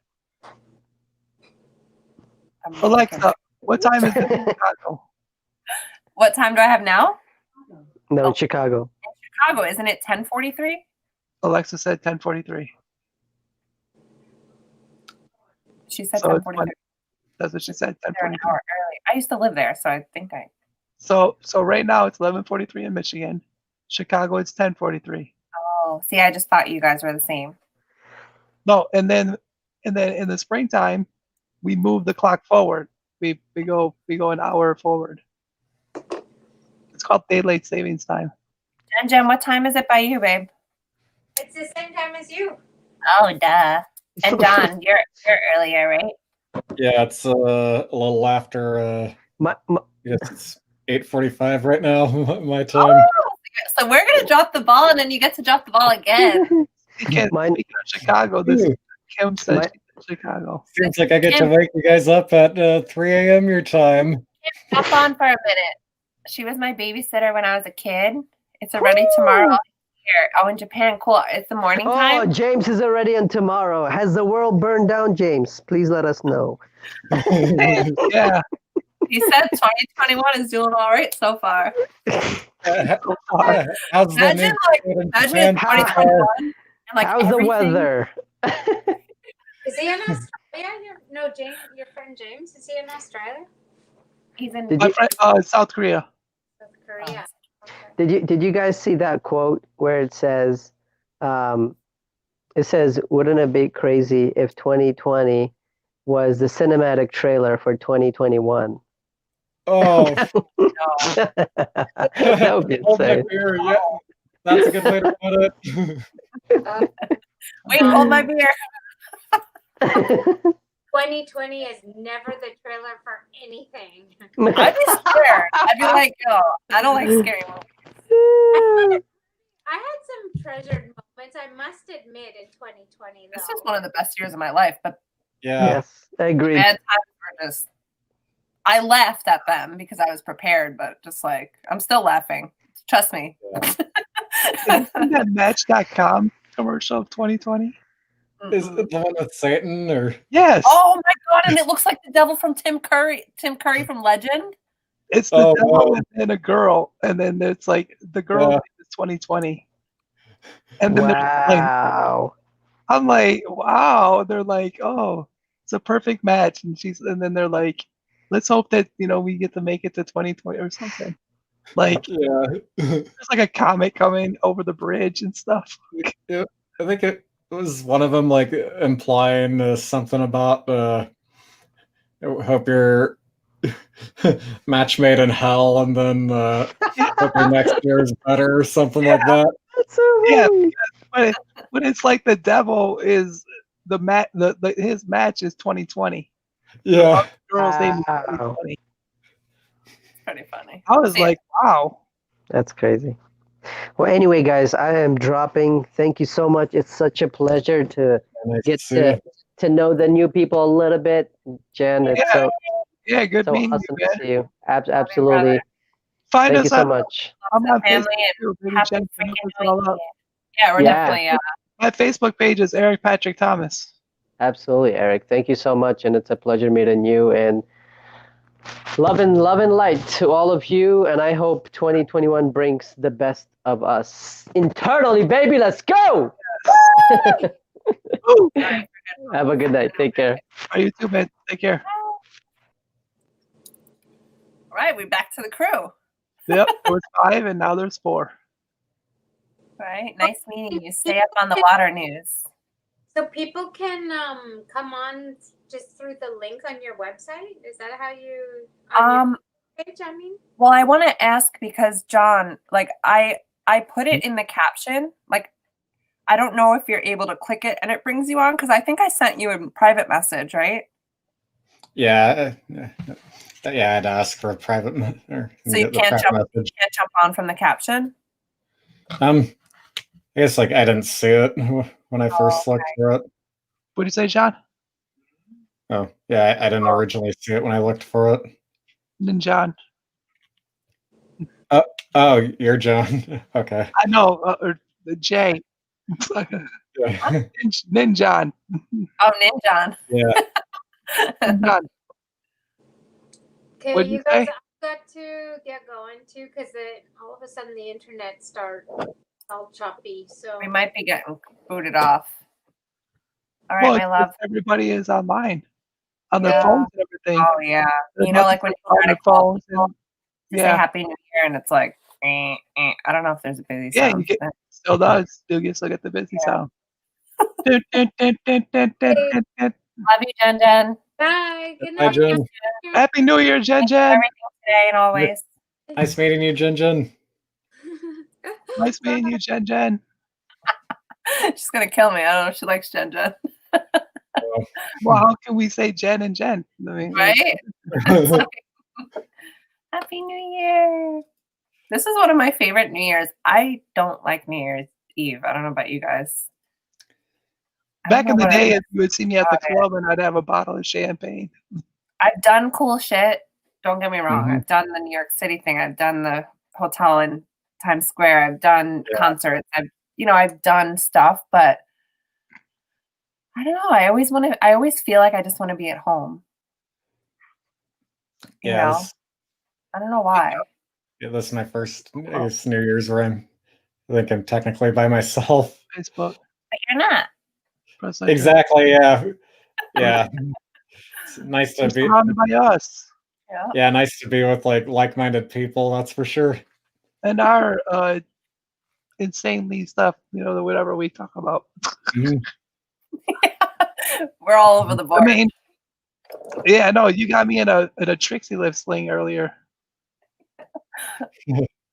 Right? Do you guys usually stay up this late?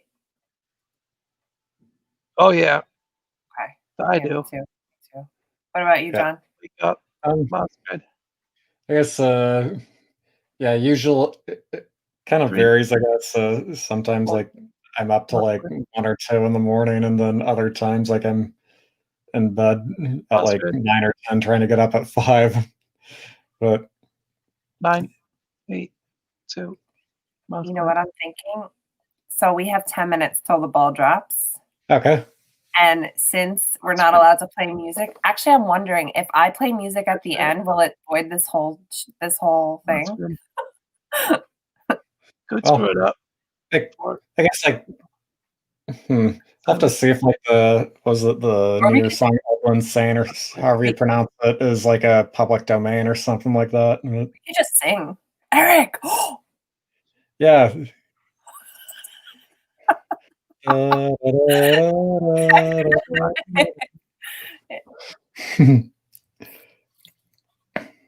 I will call you in 15 minutes. Switch that. In 15 minutes.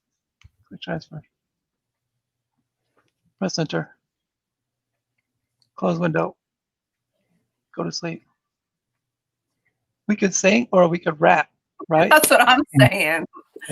Wait, we're freestyle. We could do Beat My Belly Like a Bongo. My song. You gotta teach us the lyrics. I'll write them down. You give us our parts. You can be the conductor. Well, the lyrics, the hook.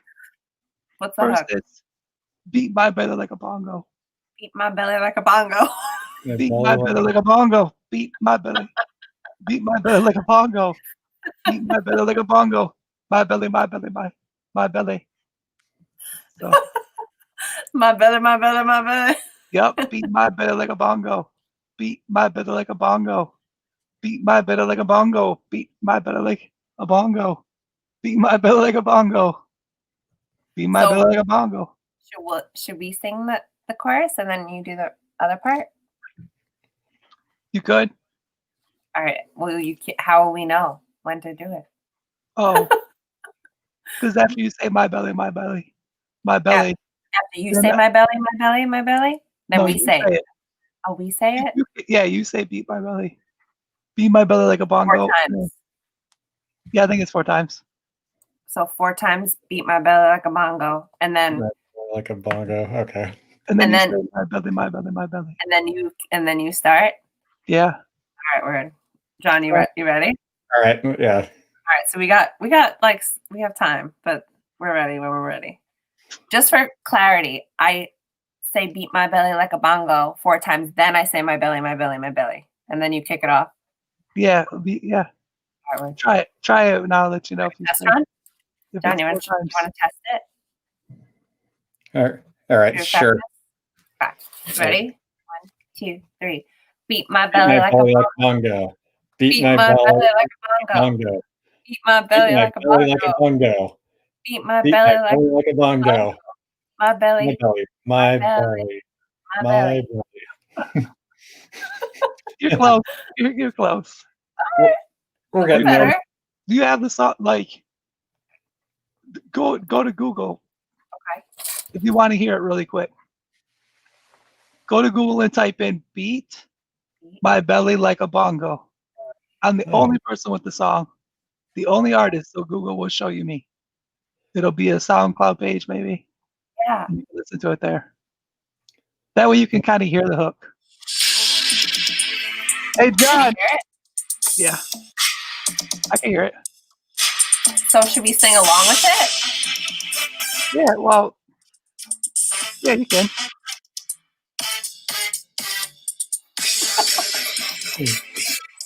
My belly like a Like a bongo. bongo. Beat my belly like a bongo. My belly like a bongo. Beat my belly like a bongo. Beat my belly like a bongo. Good. Wow.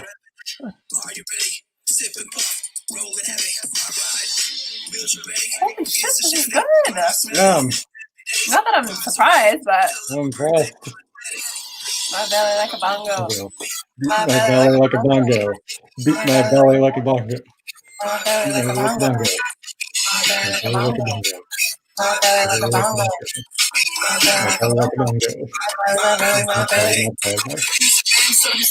But I want to hear you do your part live. It sounds like okay. It sounds like it's 7 beat my belly. Okay. I counted. Okay. I think what is that what it was? Like play it one time and count them, just from the beginning. I'm counting 7. I never really counted them. That's very Beat my belly like a bongo. start over. Beat my belly. Like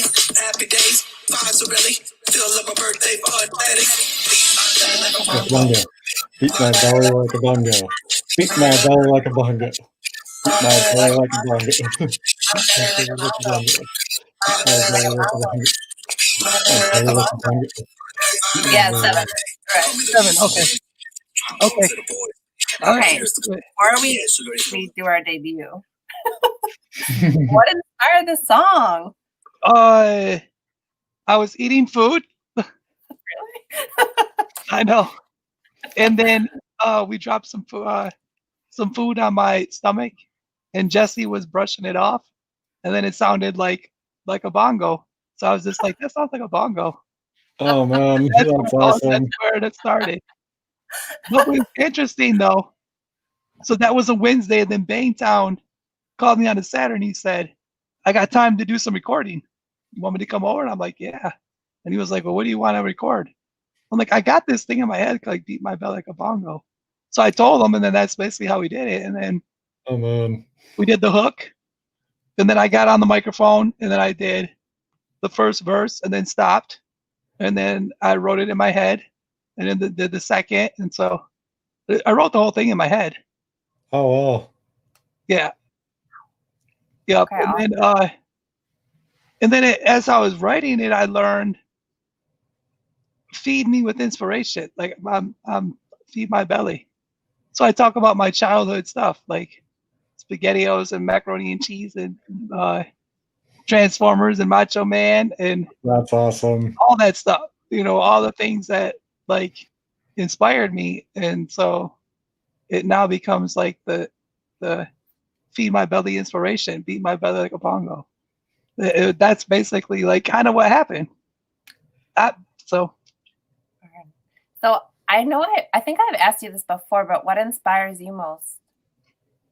me, there's not one thing. There's not like one thing. There's multiple things. So it could just, it could be anything. It could be music. It could be a person that I noticed. I could be sitting at say I went to a restaurant and I saw like the manager, but she was like hustling. She was like the host. Then she was waiting tables. Then she was back in the back, fixing food and stuff like that. I know. Beautiful. So it's 11:58. I only got 2 There we minutes. go. Should we stretch? How do you warm up before a show? What's Jeez.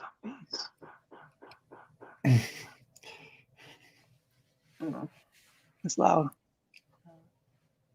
You can hear it? Yeah. It's doesn't loud. sound like fireworks. It's not. I know. They're shooting all over the place. Yeah. I mean, in the front of my house, the back of the house. Are they just doing that because it's like a celebration? I don't understand. Okay. Yeah. I used to hear them sometimes when I lived somewhere different, but not that many. Oh, the ball's going down. Oh my God. There is a ball in Times Square. It is?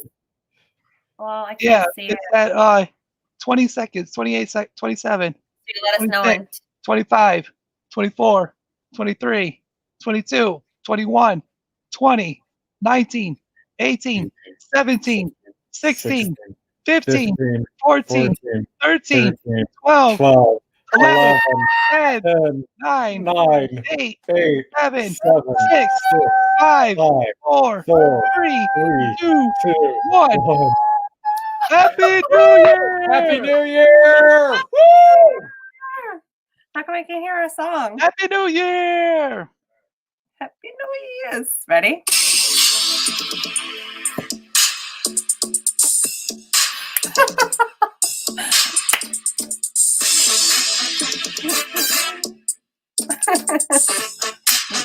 Happy New Year, Ben! Bongo. My belly like a bongo. bongo. My Beat my belly like belly a like a bongo. My Beat belly my like a belly like a bongo. bongo. Beat my Belly like a belly like a bongo. bongo. Beat my belly like a bongo. My Beat my belly like a belly like a bongo. bongo.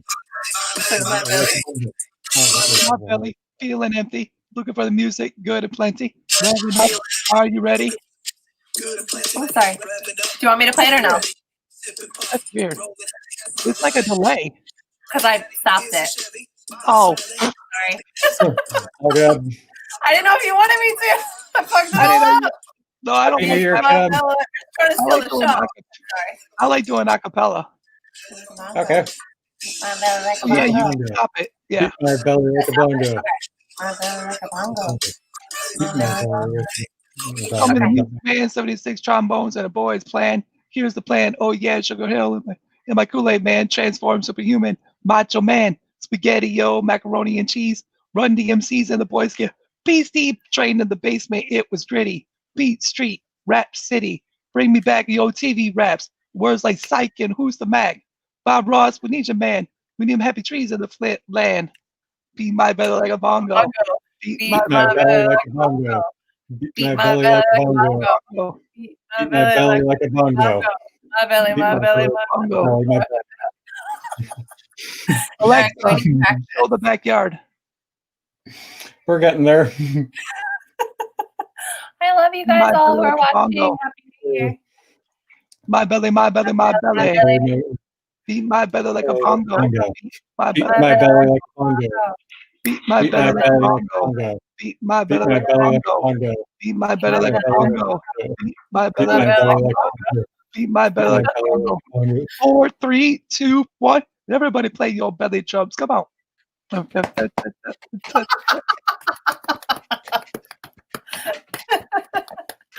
It's amazing. Thank This you. is awesome. I thought they That's- were going to have people in Times Square. They did. Really? They had the What- ball drop and everything. No, they did not. How many people did they have there? Oh, Happy New Year's all. Love you, brother. Thank Happy you New so much Year's for all. joining us. Happy New Year's all. Love you, bro. Beautiful soul. Oh, I hear fireworks! Woo! Yeah, it's not fireworks here. Oh. It's your version of them, I guess. I don't know. Oh my gosh. What? I'm Did you looking hear- at the camera. There, you can see the sparks from the bullets up in the air. That's how much. Why are they there? Are they close to your house? Is it a neighbor? It's the one street over. Yeah, Oh, Okay. damn. but I can You still I can know see like 3 streets over. No, dang, dang, like, wow, wow, that was a big gun. Like when a gun shoots in the dark, you see a flash. Can you hear all that? That one sounded different from the one before. This is probably Yeah. their finale of their song or whatever they're doing. Jeez, crazy. So happy like- freaking New Year. I Happy know. New Year. Happy New Year.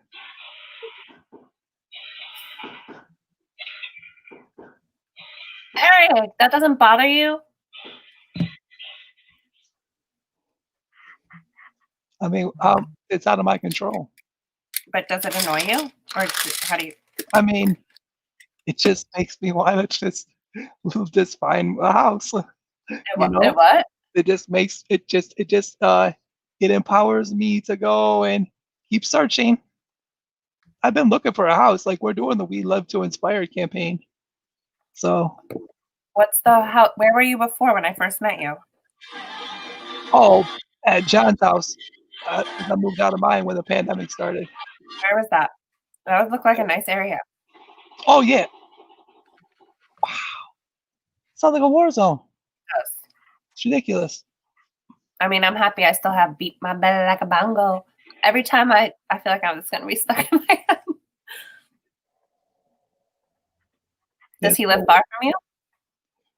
He lives out in Burton, in that area that was where he was at. How far is that? Probably like 15 minutes east. I'm right in the. Tell me more about the Inspire campaign.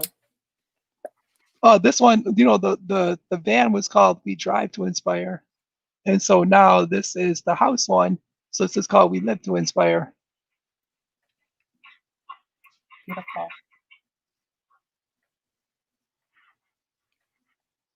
Crazy. Mm-hmm. Oh, that's the way they're celebrating, I guess.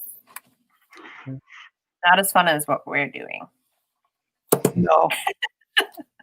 Mic drop. Ball drop. Ball drop. All right, gentlemen. Well, it's been a pleasure. I think I'm going to put my jammies on officially, even though I'm halfway there. I know I'm going to call. I got to make calls and texts and stuff. All that good stuff. Well, I really appreciate you both. You made my day. I love you both. Great. John, look me up on Facebook. I'm under Erick Thomas. Yeah, let's definitely all stay in touch. Of course we will. Definitely. That's like what goes without saying. But we should have another one of these get-togethers one time. Anytime. Not to be a 3-hour one, but maybe on a Saturday night. Yeah, I'm down.